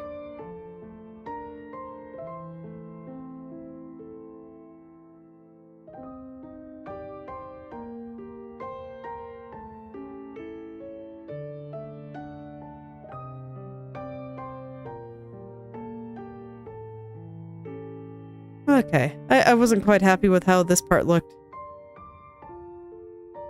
So I wanted to redo it a little. Kinda same here.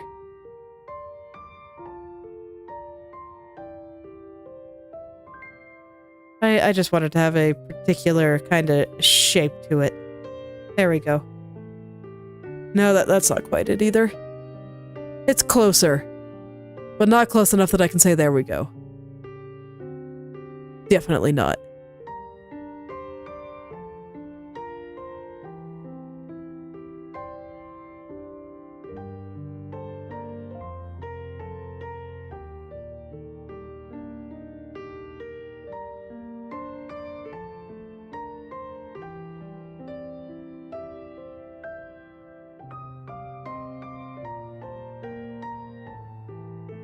Okay, there it is. I think that should be good. A little bit blobby right here still, so I'll go and smooth it just a little bit more. Okay. This part's going to be blobby too if that part was. Alright, there we go. There's one half. Let's go get this half.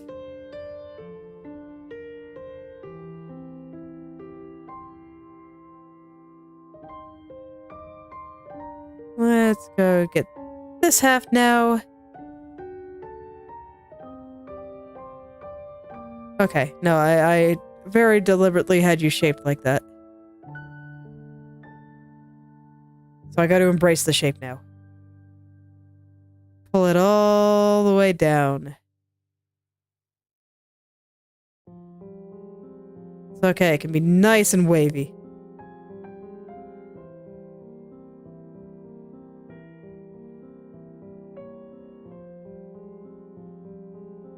And I can kind of pull that wave all the way through.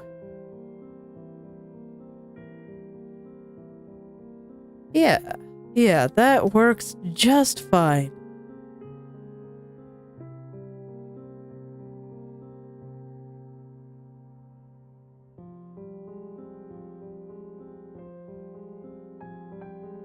Okay. And now the next one. How do I want you to wave? Keep you off of this frill, and I'll just give you the same kind of shape. I think that should be very round. Very important to be very round in this picture.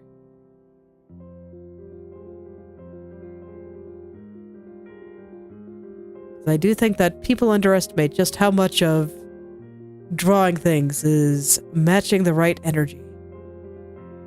And my energy here is a very round energy, so being very round is a very good thing.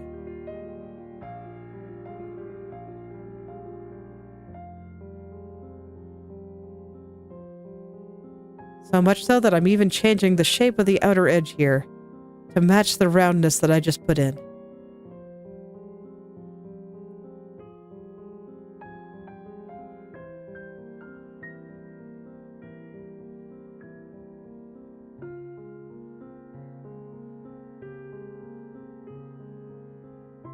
Alright, now I just gotta get this nice and smooth.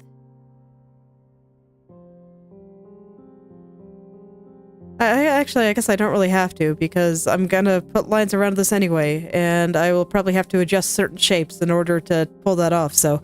You know what? That's fine. That's good for now. And I think it looks good. So, let's go put lines on it. And then I can worry about getting all the colors right, but, you know, I'm glad that I did all that there, because I did change the shape of some of my shadows and highlights and stuff. Alright. Let's go get those lines on there. I'm still determined to finish the character today, and I'm making pretty good time. I mentioned earlier that I am trying to draw faster, so I've been trying to be more cognizant of how long it takes me to do things. Just aware of it. I'm not necessarily going to try to rush myself, but I am trying to be a little bit more aware of just like, what things do I get stuck on, and what things end up being really time-consuming for me. Like, where's all the time that I spend on drawing pictures going? What is making me take so long to finish them? I think that kind of awareness is the first step to figuring out what to do. And that is indeed how I was breaking down the things to practice. Like, right now, my current practice is, I noticed when I was drawing this piece, especially actually, that I spend a long time fixing proportions and where certain body parts attach to each other and that kind of thing. So right now what I'm practicing is basically facial proportions. and trying to figure out a way for me to rein in the chaos that is my process into something where I can actually picture where things are supposed to go. So, you know, start with the energy. The energy is still the most important thing, so start there. But when I start refining, what can I do to put a little bit more structure in my drawings so that this way I know what goes where?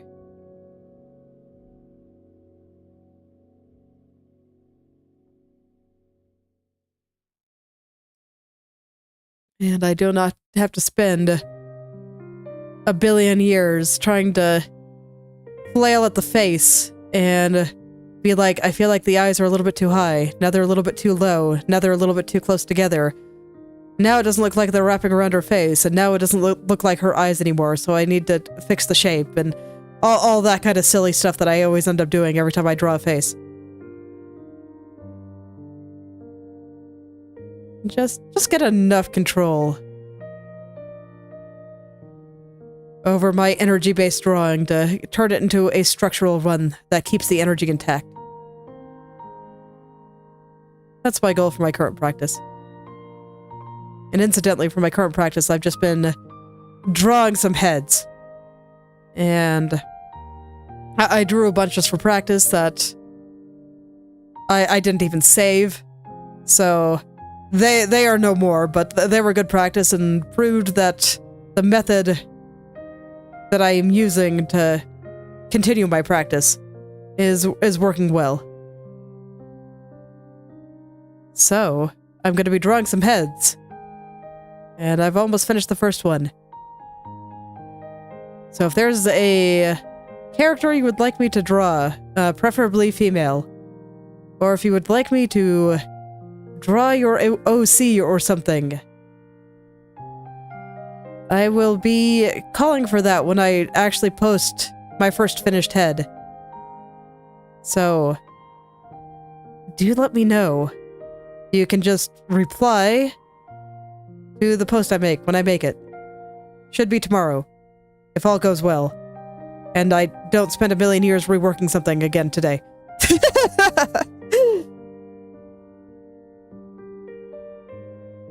Look, that's exactly why I need to practice. Because I can't do it yet. I keep wanting to just rework all the things all the time. But it's okay. I think I'll finish that picture today too. I'm very determined to try.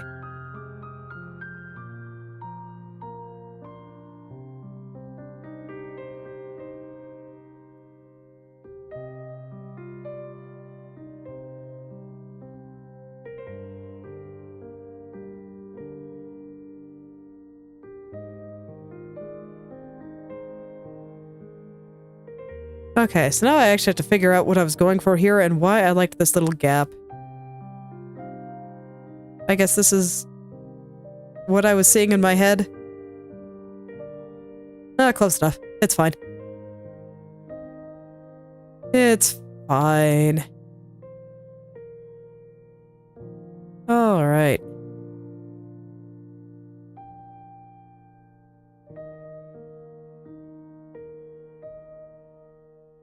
Almost all the way around. Almost there.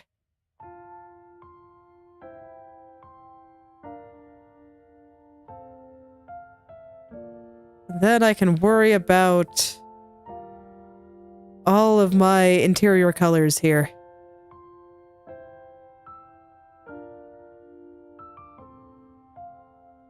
And I can get all the interior lines in.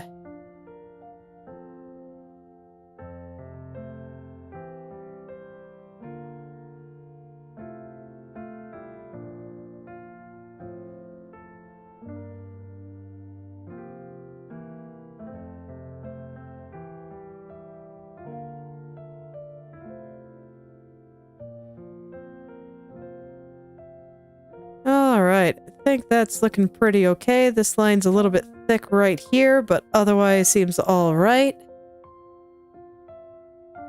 The ones on the inside are always a little bit harder because I have to be a lot more accurate. I can't just rely on the outer shape of the thing I drew before to get it all right for me.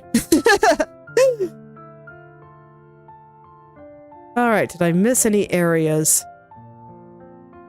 No, I think that's all of it.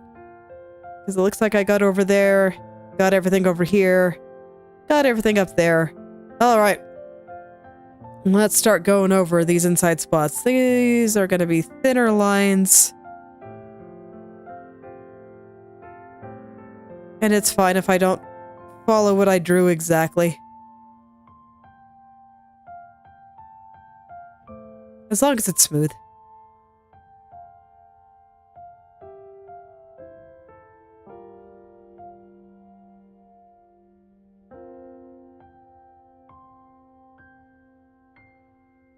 So this is where I'm just gonna let my arm wander a little bit. Because it doesn't really matter if it doesn't trace it perfectly. Okay, I'm gonna zoom out for these ones. I think it'll be easier.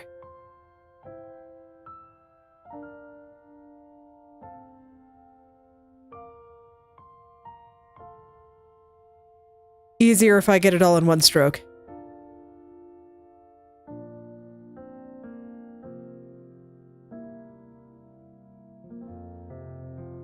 I am trying to stay pretty close to what I initially drew, because I think what I initially drew looks pretty good. So I don't want to stray too far, and I don't want the angles to change too much.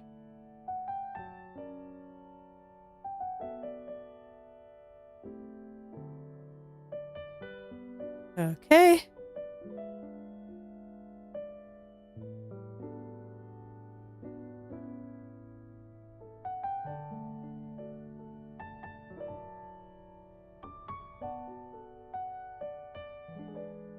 Man, having a hard time getting this one started, though.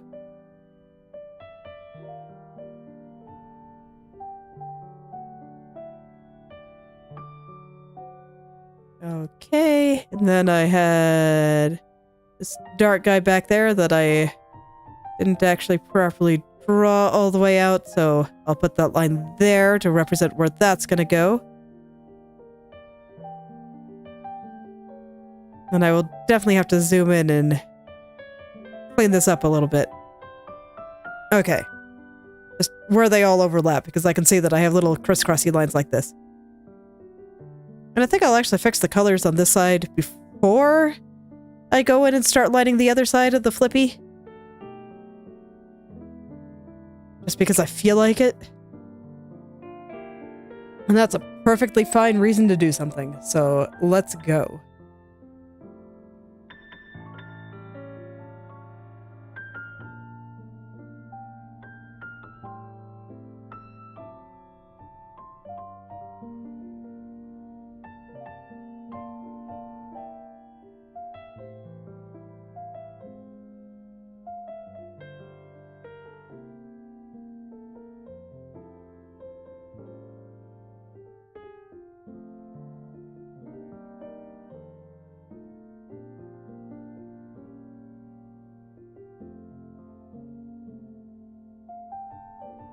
Now all I have to do is color in the lines, and occasionally fix the line, like, yeah.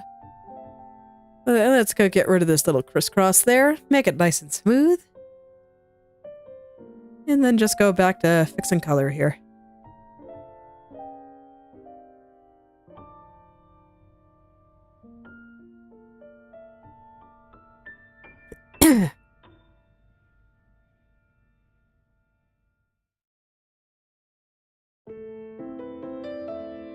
And then I think that there's a little crisscross here too.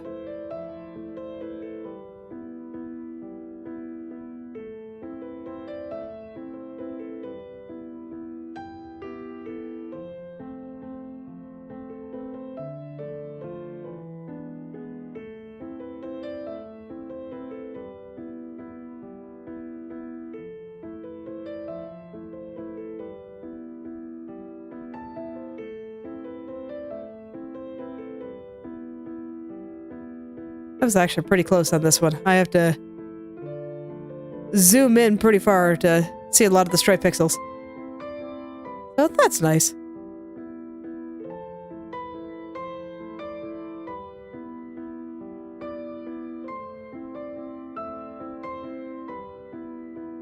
I do feel like getting things right the first time will indeed speed up my ability to do things.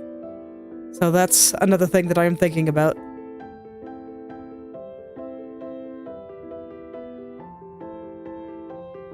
Just want to go fast.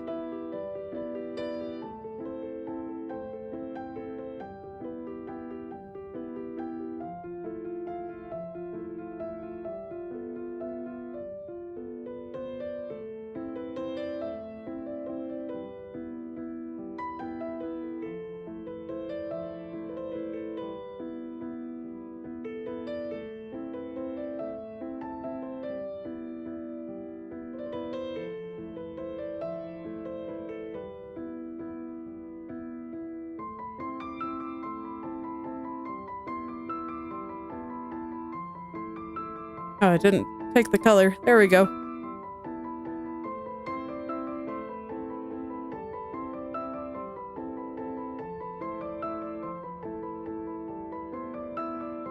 There we go. All right. And then almost back up at the top, so I should have most of the colors all filled in correctly.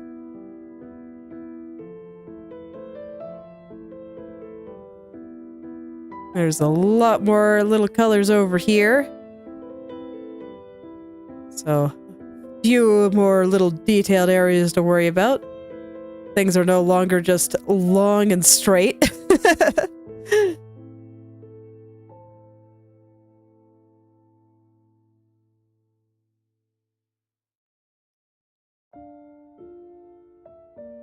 Okay, and there's a little line here I need to fix up too. There we go. At least it's nice and straightforward. Okay.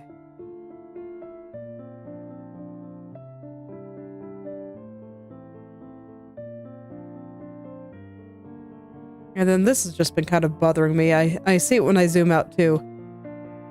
Just a little spot here that I didn't line properly, so I'm just gonna go ahead and erase it. There we go. It just kept staring at me, and... but not so strongly that I felt the need to fix it. Wait a minute, what is that? Oh, because I'm on the close flippy, not the close. That would do it. Okay, there we go. Wrong layer. That would explain why nothing was changing when I drew there.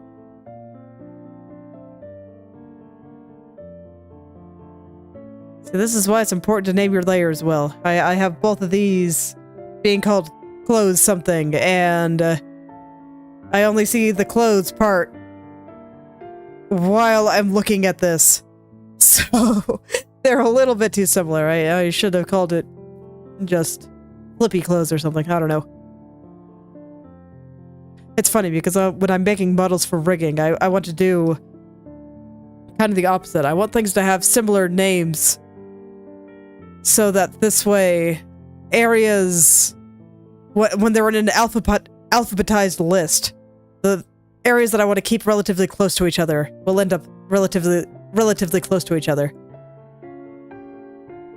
Like I've been poking at some old art that I planned to rig, but never got around to, and I'm thinking about trying to rig it again.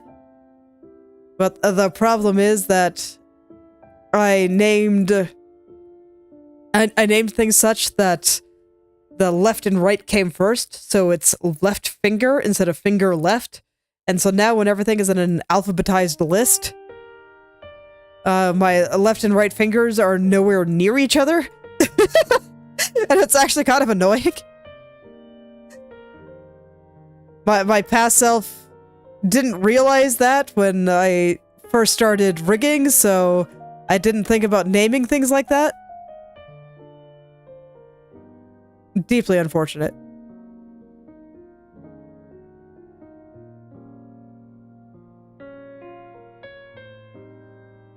It's one of those kind of funny things. Little things that you don't think about until you've done something for yourself.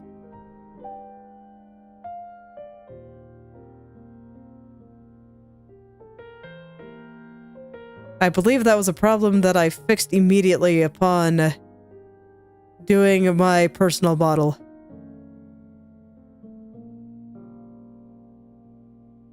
Because the reason I didn't finish rigging that one was strictly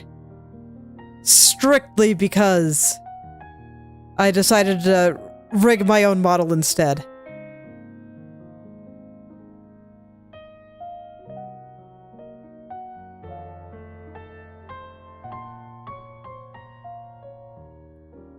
But I did get started on that one a long time ago. I just stopped fairly early on to rig my own model instead.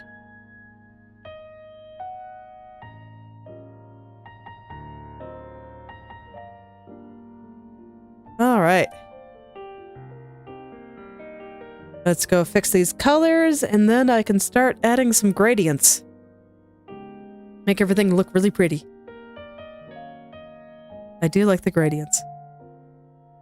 They just make everything a little bit better.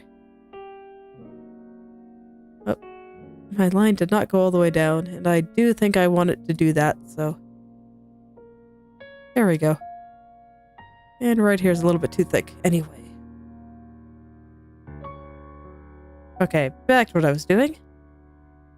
Fixing colors.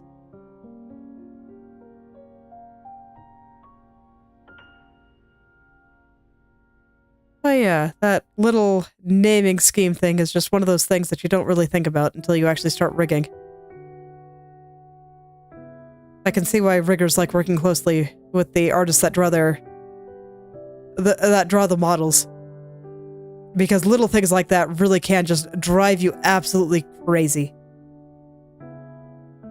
If you're not careful. I'm not quite sure how it is in live 2D, but I imagine it's at least somewhat similar in certain areas.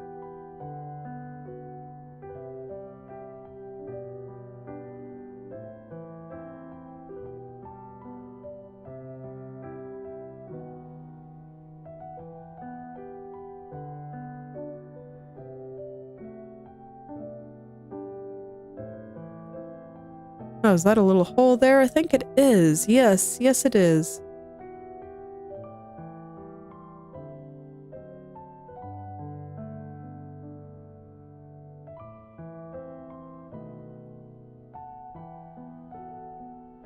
Okay, and honestly, I don't think that this needs that much in terms of gradient. I think I'm just going to add a little bit of white at the top, a little bit of dark over there, and a little bit of dark underneath the flippy.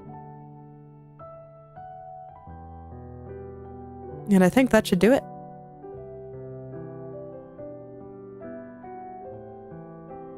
And then I can just go into the last couple of things here, and oh man, we're getting there. Maybe I can even start drawing the little ghost today too. That'd be pretty fantastic.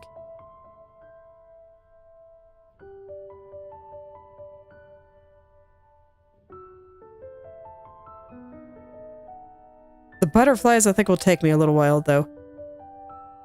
I do think what I'm going to end up doing is just drawing one and then copy and pasting it a lot, but even so, I think it'll still take some doing.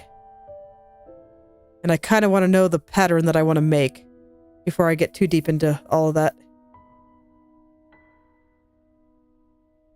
Okay. All the colors. Let me look at it at 100% just to...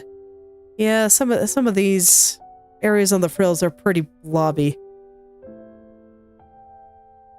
I wanted to double check them, but yeah, I do think that they're pretty blobby, so I'm gonna go fix them.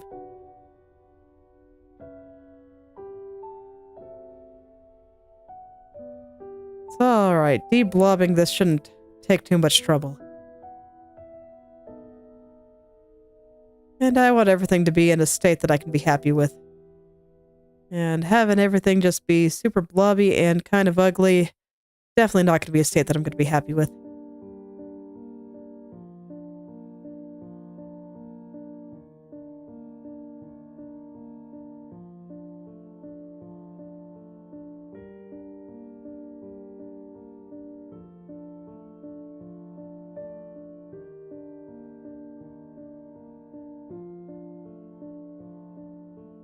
But it's alright. I'll just go over it one more time. Fill in some of those gaps that are making it seem just really off. And then carry on.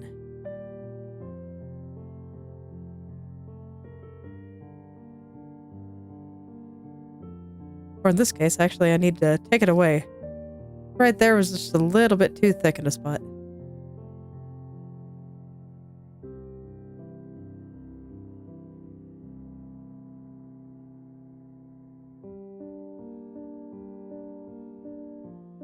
That does happen sometimes too. I think this one is actually just the shape of the frill itself.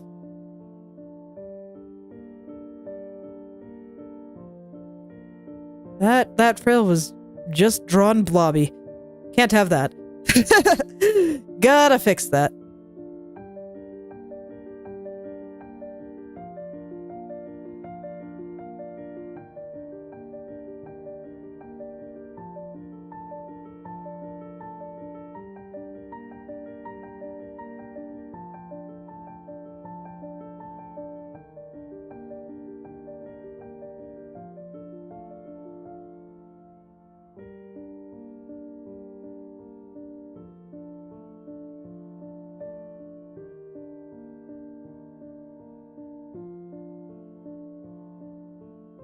Okay, this looks much better. Okay. So let's see. I'm gonna do the gradient a little bit differently than I normally do this time. Because I just kind of want everything to be a very similar color. Like, I want this to be all just a little bit lighter. So I'm not gonna select anything, I'm just gonna make it all just a little bit lighter.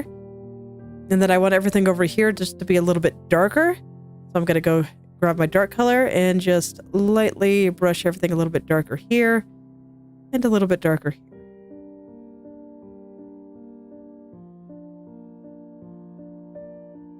And I think that should be about all I need. Looks fine to me. Okay.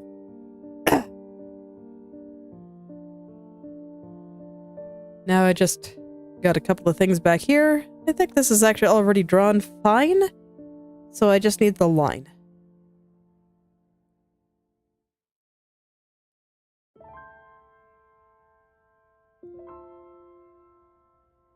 Just need that line.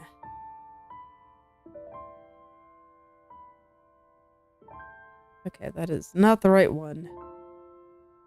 Oh, are you not drawn on the flippy? You're not. I drew you over here? Okay. For some reason, I thought I drew this part on the flippy layer, but apparently not. Apparently it is just right here. Not really the right color.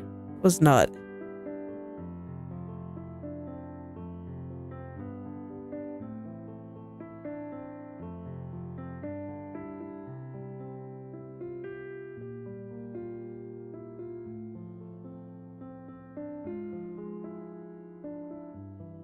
Right, and that's that done. So then I have this white area under here. And he doesn't need any lines, but I do think I will add a little bit of gradation just up here.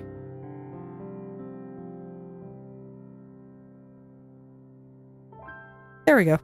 That's it. Okay.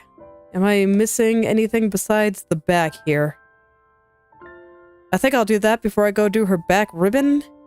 Just to get everything in that area done, because finishing entire areas makes me happy. Yeah, so I just have that part and then the pattern that's going to go on it. I do think I will also do the pattern before I move on to the next area. Stretch. Stretch. Okay.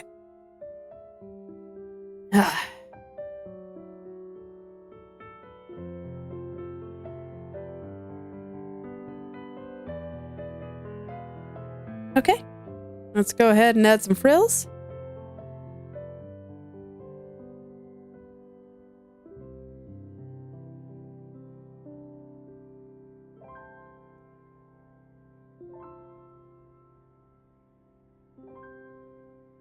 These frills I will leave fairly ambiguous. And I'm not going to do a bunch of, like, colors or anything back here. This is just going to be a solid color. This is supposed to kind of recede into the background. So I don't want to do anything too special with him. Alright, that seems perfect.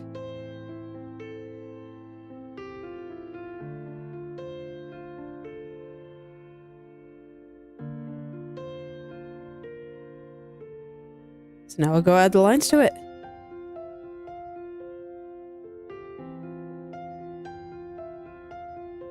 I will use the same color for the lines, though. I still think that has worked out everywhere that I've tried it. It's really funny because when I first started doing it, I thought that it was going to look pretty bad, and I thought that I was going to have to find a way to darken them. In fact, I think that's exactly what I did on her hair, and I should probably go back and correct it. But no, it actually ended up looking way better when I used the same color lines and just made them a little bit thinner instead. So I'm glad that I tried it out instead of just assuming that I would need a different color. Whenever you're doing experiments, try to avoid making assumptions. It will impair your science. It's inevitable, but I mean, every time I notice myself making an assumption, I decided, you know what? I should actually try it. I should actually test it. And my experiment was way more effective as a result. So now I'm going to be getting some pretty cool art from it.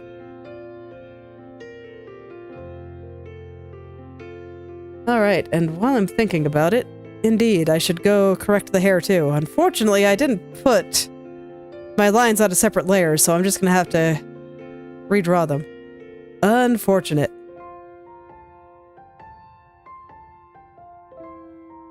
Nothing to be done about it, though, so... I'm sure that there's some tool that would make this easier on me, but I don't know what it is. Might be able to do it with a gradient map or something. This is fine. I can make this work.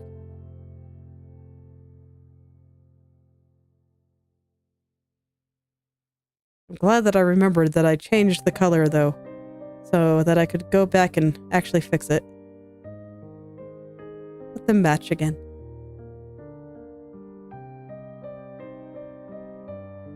Then after this, I will do the pattern on our kimono.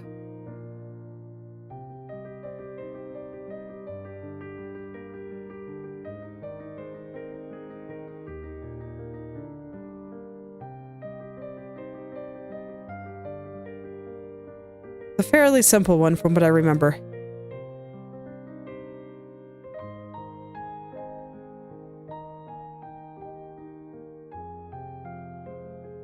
That said, I think I'm gonna reference her Immaterial and Missing Power sprites rather than the Perfect Cherry Blossom one. I think the pattern from Perfect Cherry Blossom might be a little bit too simple.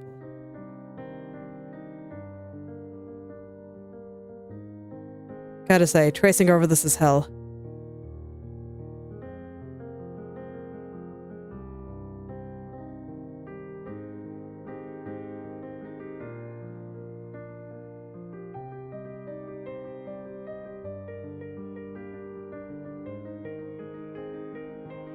It's alright, I'm making it work for me. And I also see that where I moved the veil, I have a gap in my lines, so I should fix that too. All these little things in the back are pretty important too, so gotta make sure it's all working out.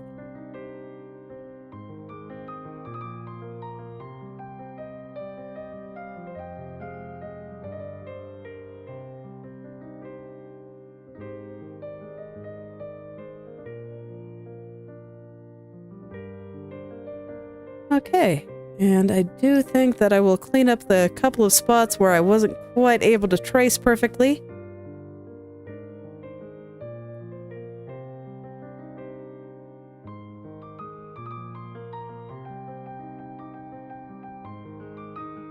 Huh, is that really... It is not. What are you? Okay, you're from the neck. Never mind. Yeah, neck can stay that color. Actually, neck should, use the same color as the head. What layer did I put you on? I assume I just drew directly here.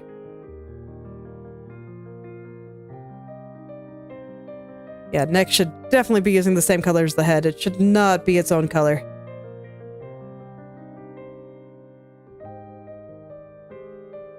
Okay, and then now that I look over here, I see that there's a little bit peeking over her collar there. Gonna get rid of that.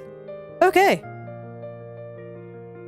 Just fixed a few little things I saw there, and now... pattern. Let's go.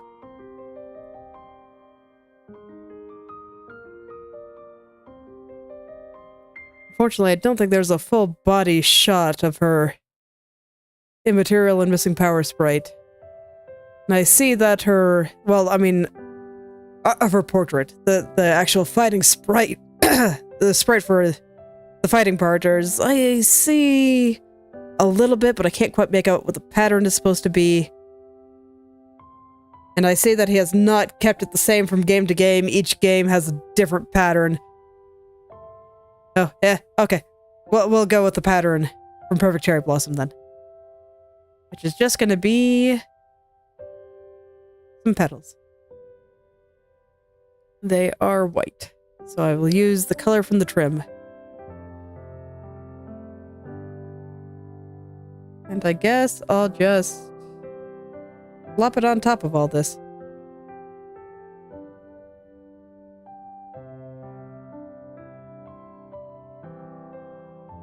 Okay, so the first one is up on her chest.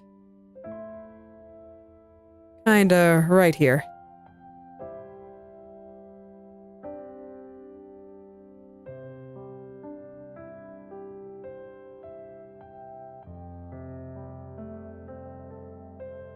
I'll just draw it like this first, and then I'll go back and correct it and make it look nice.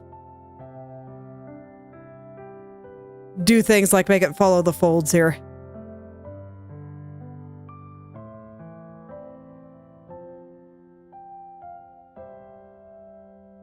Huh. What's making you stick out? Okay, I see.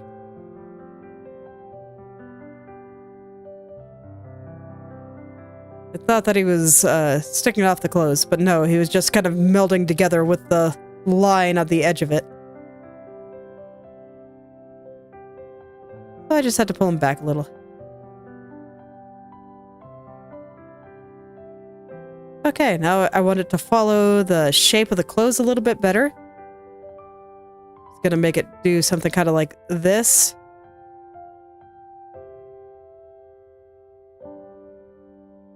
I want it to follow the shape of her chest here. Stretch it over here. This one I kind of want it to fold with the folds that I drew earlier. Liquefy is great. Makes my life so much easier. Okay. And now I'll just get the final shape right here. When I look at the pattern, I see that the cuts go fairly deep here, so I will cut it like that, make them look like nice crab pincers. That's all I can see when I look at it.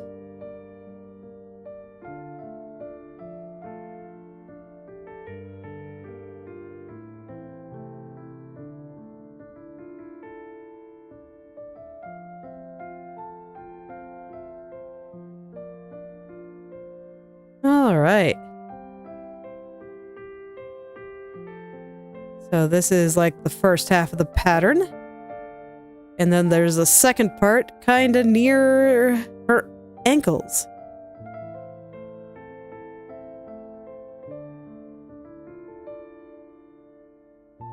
This one should cut a little bit deeper here.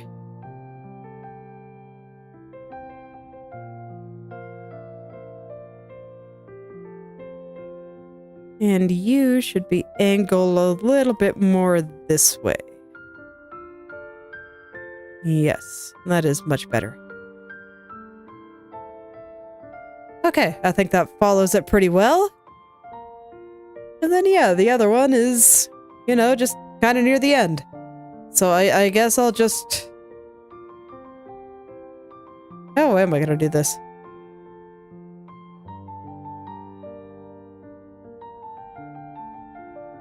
Yeah, I guess I'll just plop it here. It's somewhere around here. I'll worry about how the folds shake out. Just a little bit. So I think it's gonna do something like this. I can't really see against that color, so I'm gonna invert for now. I'll invert the colors back after.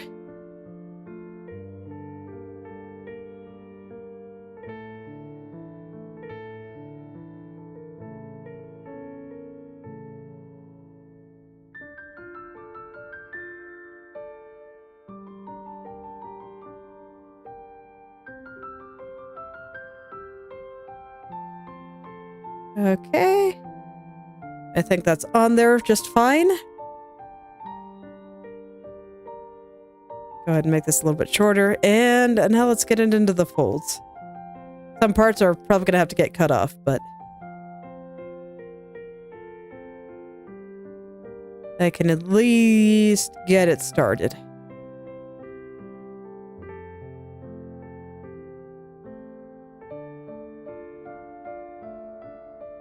At least get it started and kind of give it the feeling that it's following the shape of the folds here. Okay.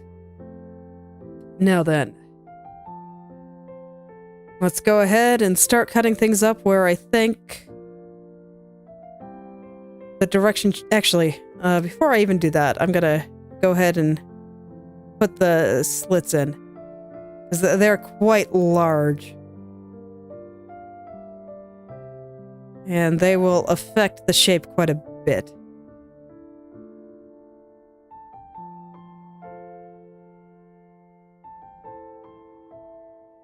Okay. Now I can start cutting it up and preparing for what the folds of the dress will do to them.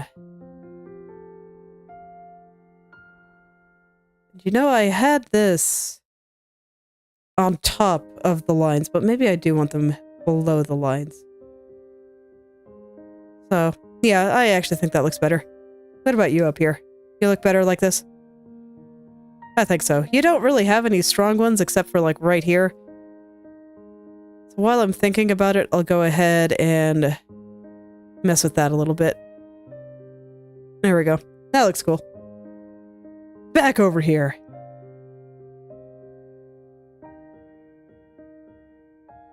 It's like I mostly think that right here is where it's gonna get the worst of the cutting. Yeah. I kind of want to pull you out a little bit more just so I can have this part move a little bit differently and be interesting.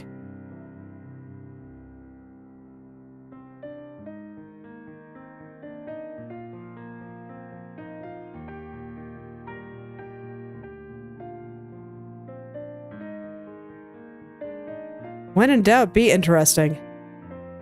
Let's see, I think over there is fine. This part needs to move kind of over here. Over there I think is okay. And you, I suppose I'll extend outward just a little, just so I can cut it.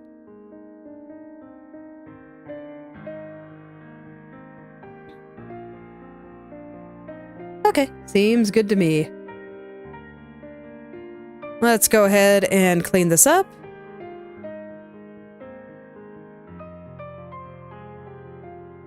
And then when all is said and done, I'll go ahead and put a dark line around all this on the main dress layer.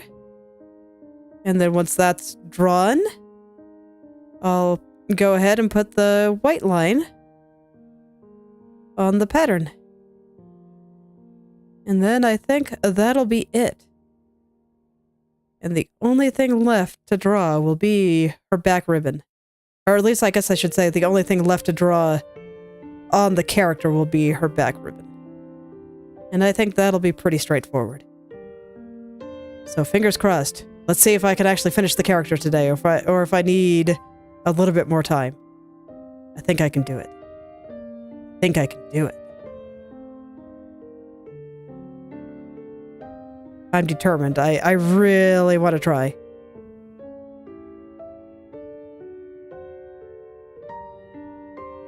Really, really want to try.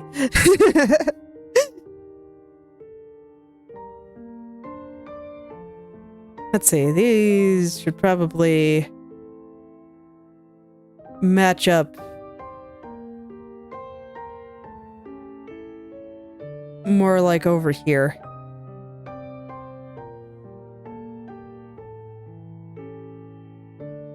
There we go. Okay, I'll have to smooth those out again since I used Liquify. But indeed, I think that the base of those petals should match up more like that. That looks much better.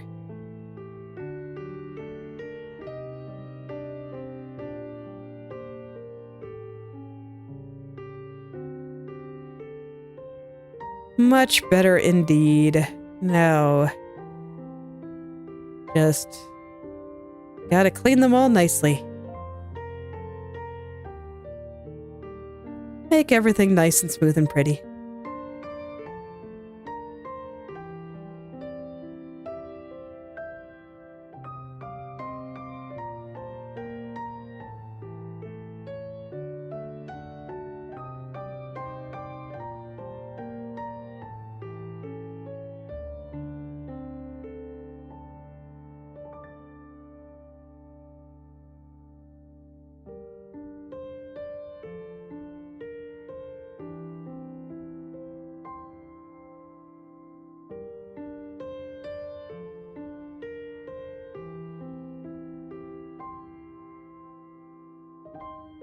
Okay, and I think that should be fine, so let's go ahead and invert the colors again.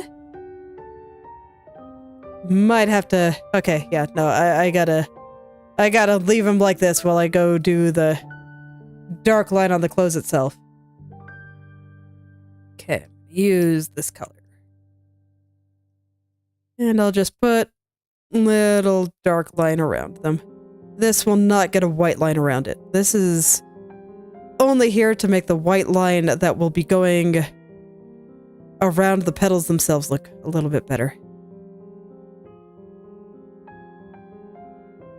Be a little bit more noticeable.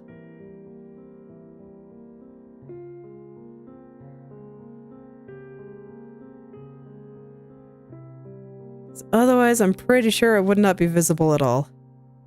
And I do want it to be at least a little bit visible.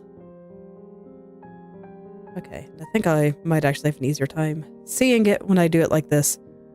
They will go from nearly invisible to highly visible once the dark line is around them well.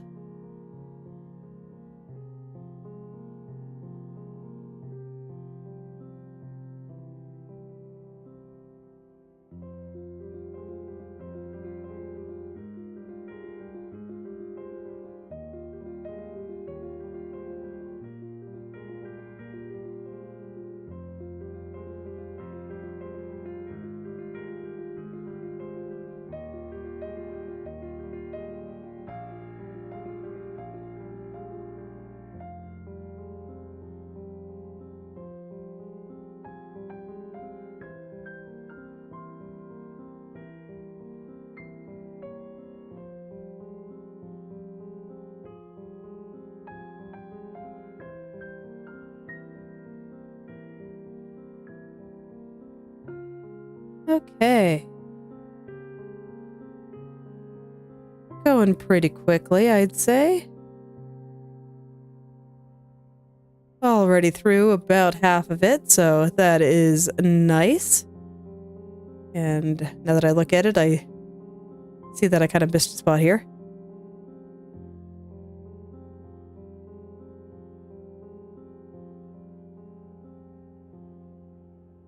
Yeah, that is correct. I'm gonna make this dark for a second. No, not you. You. There we go. Because I just can't see it at all against that light color. That's why I'm doing this to begin with. Me inverting the wrong layer. It does look, it is amazing how different it looks with black lines though. I mean, look at that. Isn't that kind of neat? It does look a little bit more like stained glass with black lines, but I just like the way the white lines look. It has a bit more of a mystical feel to it, and I like it.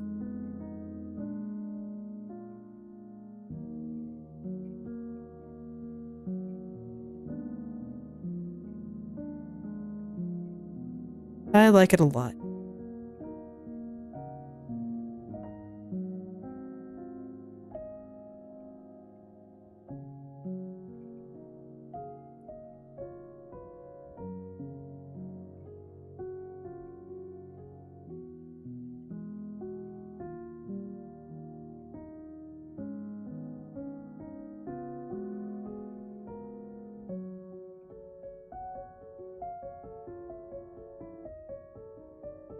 Okay, and this one, I'm gonna have to make the pattern dark again in order to see it. I guess I'll go ahead and get the part on this dark area first, just so I don't have to switch it back afterwards.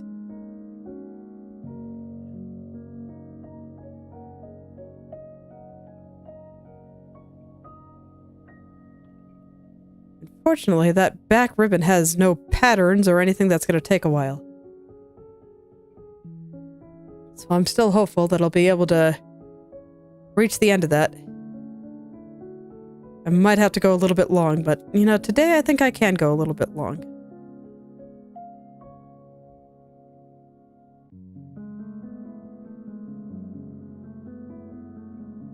Today I think I can.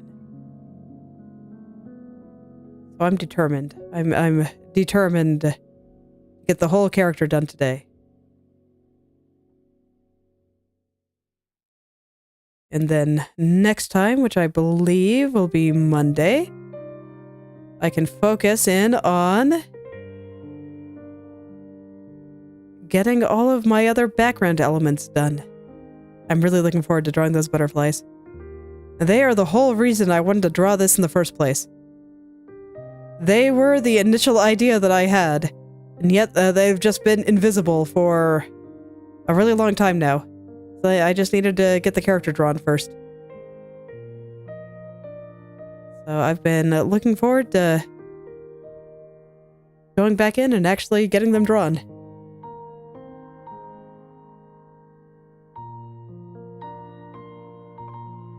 I want to get this a little bit more even than it currently is. It's kind of blobby and not super great looking.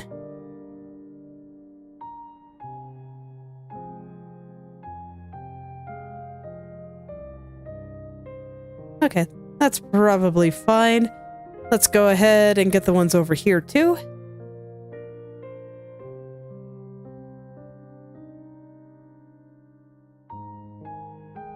These ones I actually don't really have any trouble seeing, so that'll make my life a little bit easier. I do see that I missed a couple of spots though. It's okay, that's exactly why I'm going through and adding these lines. So that this way they will be just a little bit more visible.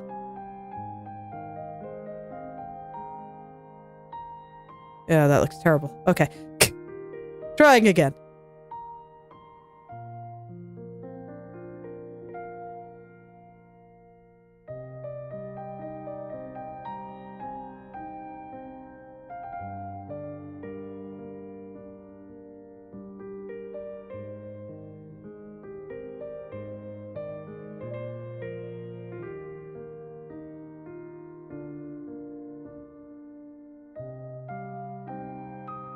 Oh, that actually looks pretty bad too.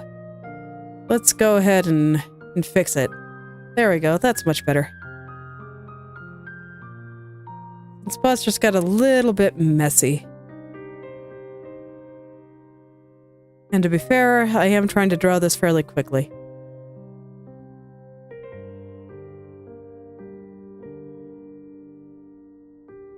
Drawing stuff quickly is the first step to drawing faster, I think. Or rather, practicing drawing quickly is a good way to actually manage to get faster. That was why I was doing the weekly speed paint for a while. But then I got distracted by other things, and now I'm trying some other stuff, and I might bring it back, though. We'll see what happens.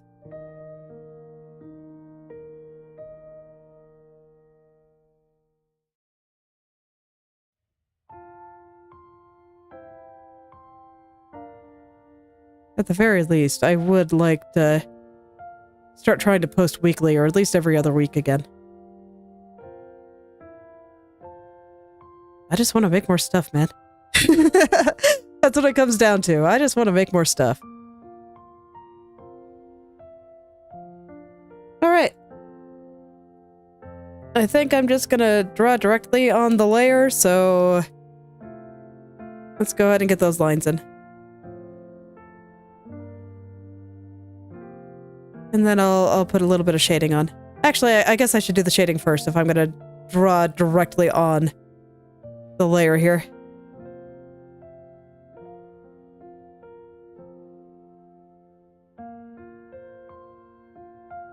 Alright. So I'll put dark parts where the dark parts are. You know, makes sense, right?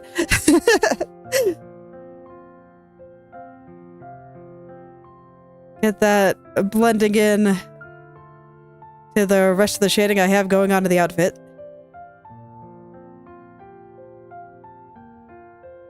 There we go. Over here, too.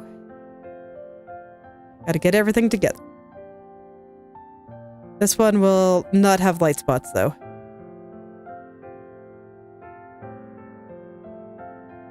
Even though this is on a lighter area, it's like this is already so close to white that I just do not feel like it needs highlights. Not at all.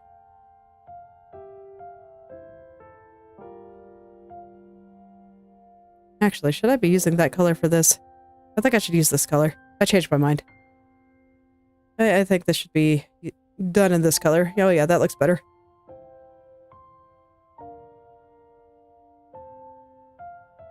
Okay. And I just clean it, and then I can put lines around things.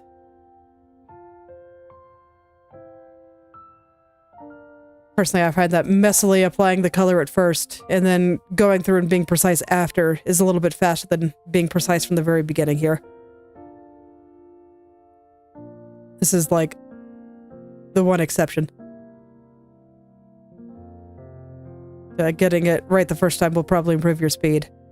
I do not actually think that's true here when applying base colors. Gotta get them down.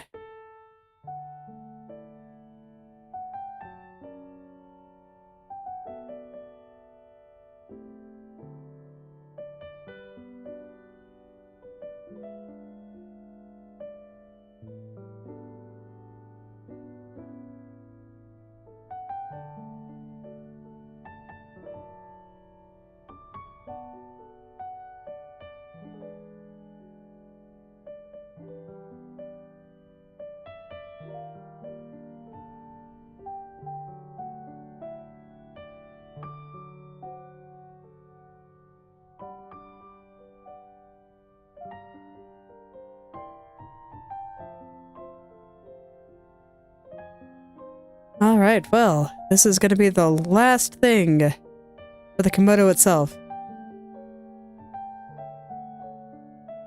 So then I can actually zoom out and take a look at how it all looks all finished. And that's always pretty exciting too. It's like I thought about putting a gradient on the part that's like going behind her on the other side, but frankly, I don't think it needs it. I think it's fine as is.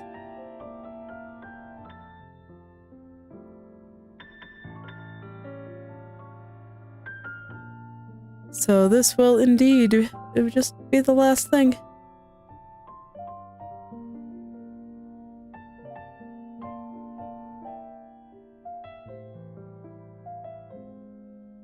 I'm approaching the end. Then I guess I'll have to figure out what to draw next. I think this one's probably got another week, if not 2, left in it, depending on how long it takes me to draw all the butterflies. And how long it takes me to decide what I want to do with the background.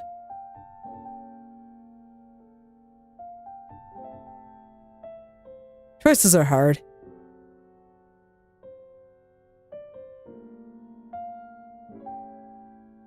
It'd be kind of hard to figure out what to do with these things.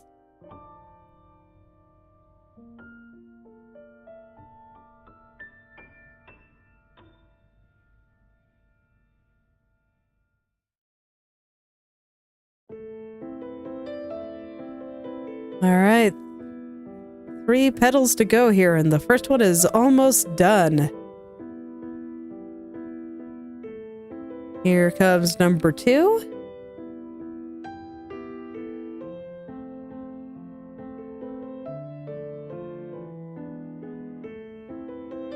This one is just so folded up. I think it looks pretty cool. I'm pretty happy how I was able to get it to follow the curvature of her outfit here. This is maybe a little bit too much on her side, but I think it looks fine. I just kind of plopped it down where I thought it looked good in this specific picture.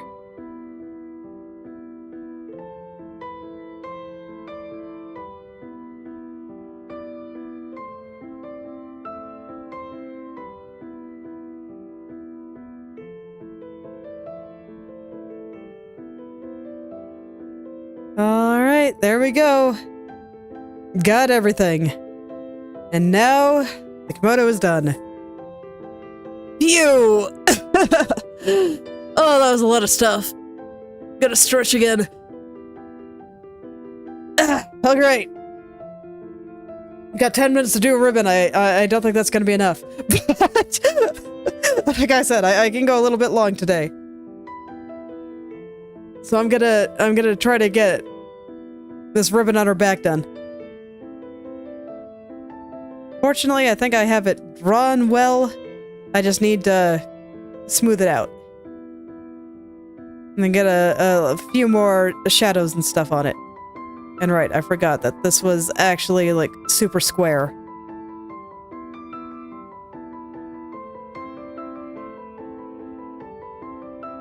I remember that from last time when I was kind of drawing it out, that I was surprised by how kind of square the ribbon was.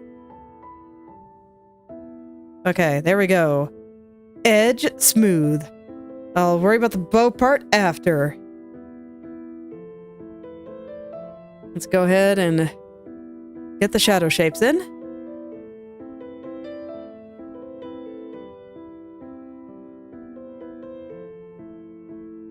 And around here, I think can use some nice juicy shadows. I think that'll look pretty good.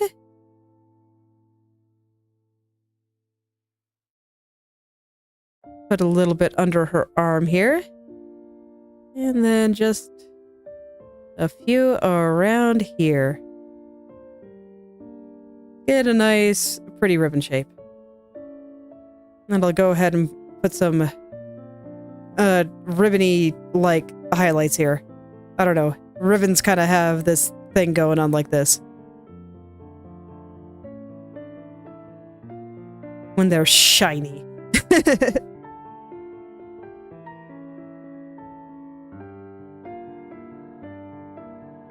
Smooth some of this out a little. I'm gonna just put a little thing like this right around here.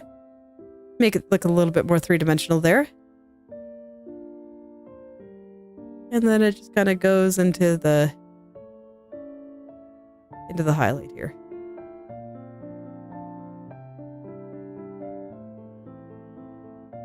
Want to make this highlight a little juicier.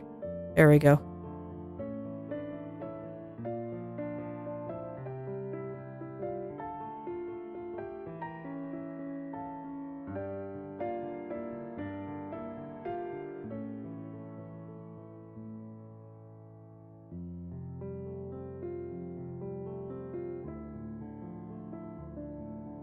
And then I just need to clean the shape of this highlight, and for some reason, that is proving to be way more difficult than I feel like it should be.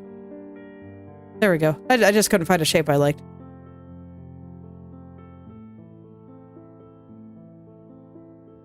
I don't actually like... I don't like this. I'm gonna kill them. Okay. I think it looks better like that. Okay. I think that's actually about how I want it. Let me...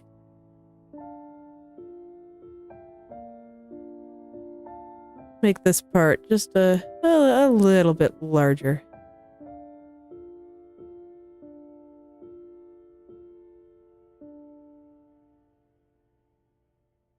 I have something in my mind, but I'm not sure how it actually works, so I'm just kind of plodding around until I find it. And there's like some lag when I color pick, and it's driving me slightly crazy.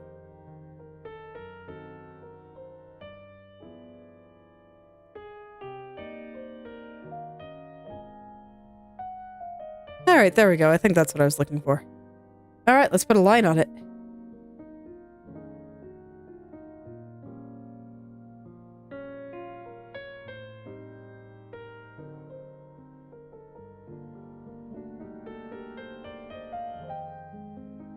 Let's get that line on there, and I've got the color I need for it right here.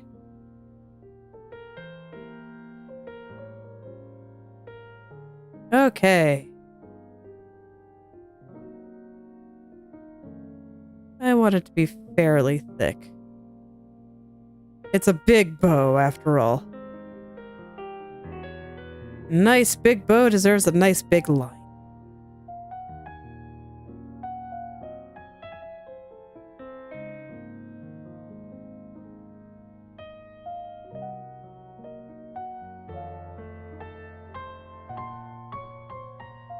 Then on the inside, it'll be a little thinner, but I want it to be pretty thick around this big ol' hole here. I'll make it thinner for all of my various highlights and stuff.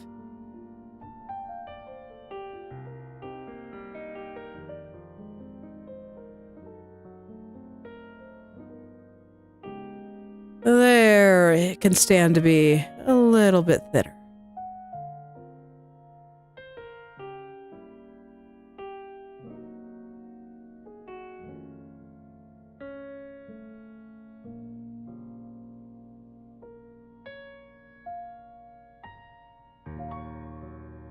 Alright, that seems pretty good. Let's go ahead and fix up the colors.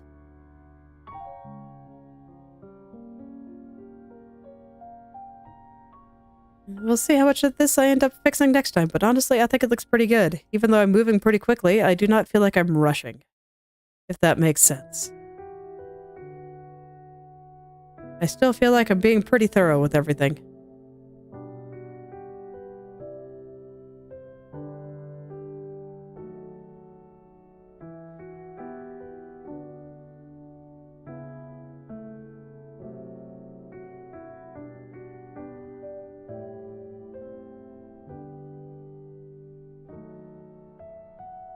Okay, now let's get this back ribbon here.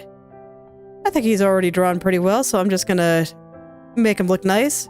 Smooth out those blurry edges.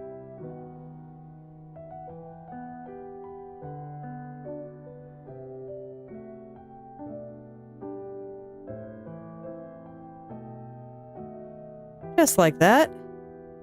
And now this one I have to actually change the colors on. I just left it black because it was convenient yesterday. Oh, no, you're a little bit blobby through here still.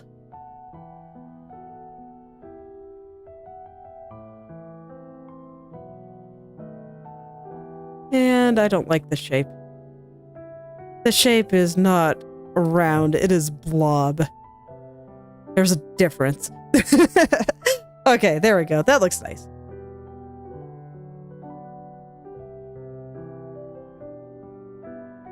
Okay, I just want to keep the darkest part for like underneath here.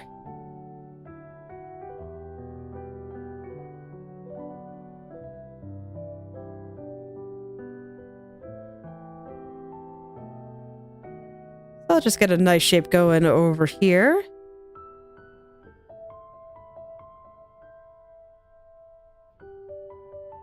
And I'll leave it kind of like that. I think that should look pretty good.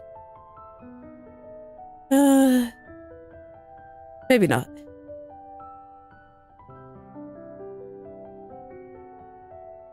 I'll put that really dark spot back, but I need to feel out this shape. I think it needs to do something more like this.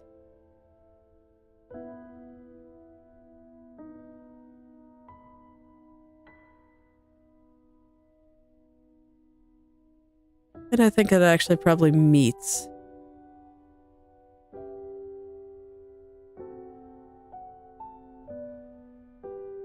Yeah, I think that's a little bit better.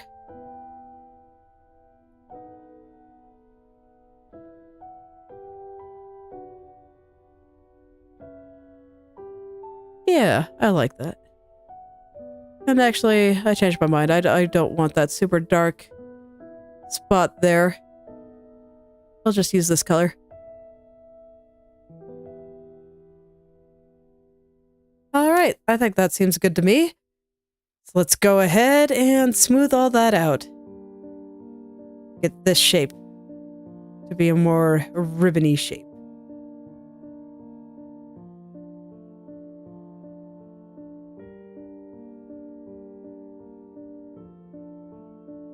Actually, I do think I need a shadow here.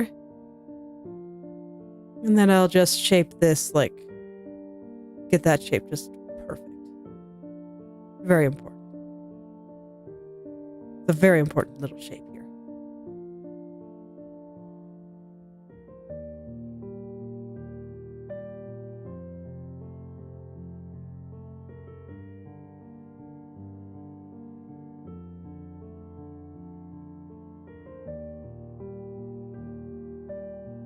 All right, and that's that. Let's go add a line to it.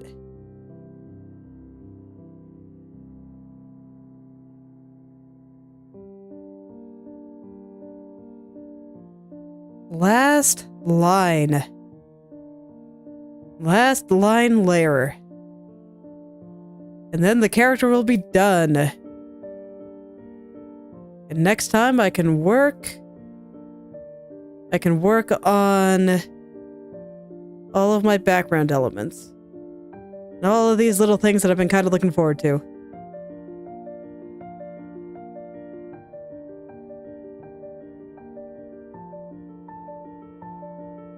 And it even looks like I'm going to finish on time. Which is also pretty nice. I was worried that I wasn't going to.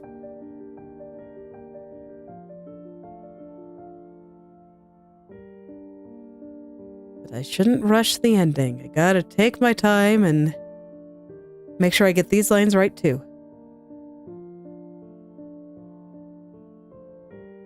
'Cause after all, if I try to rush here,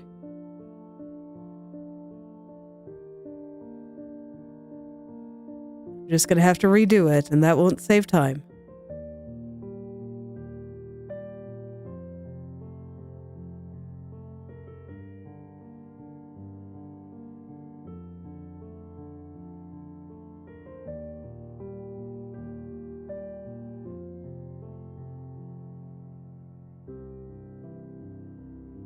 Alright, and I just gotta do a little bit of color adjustment.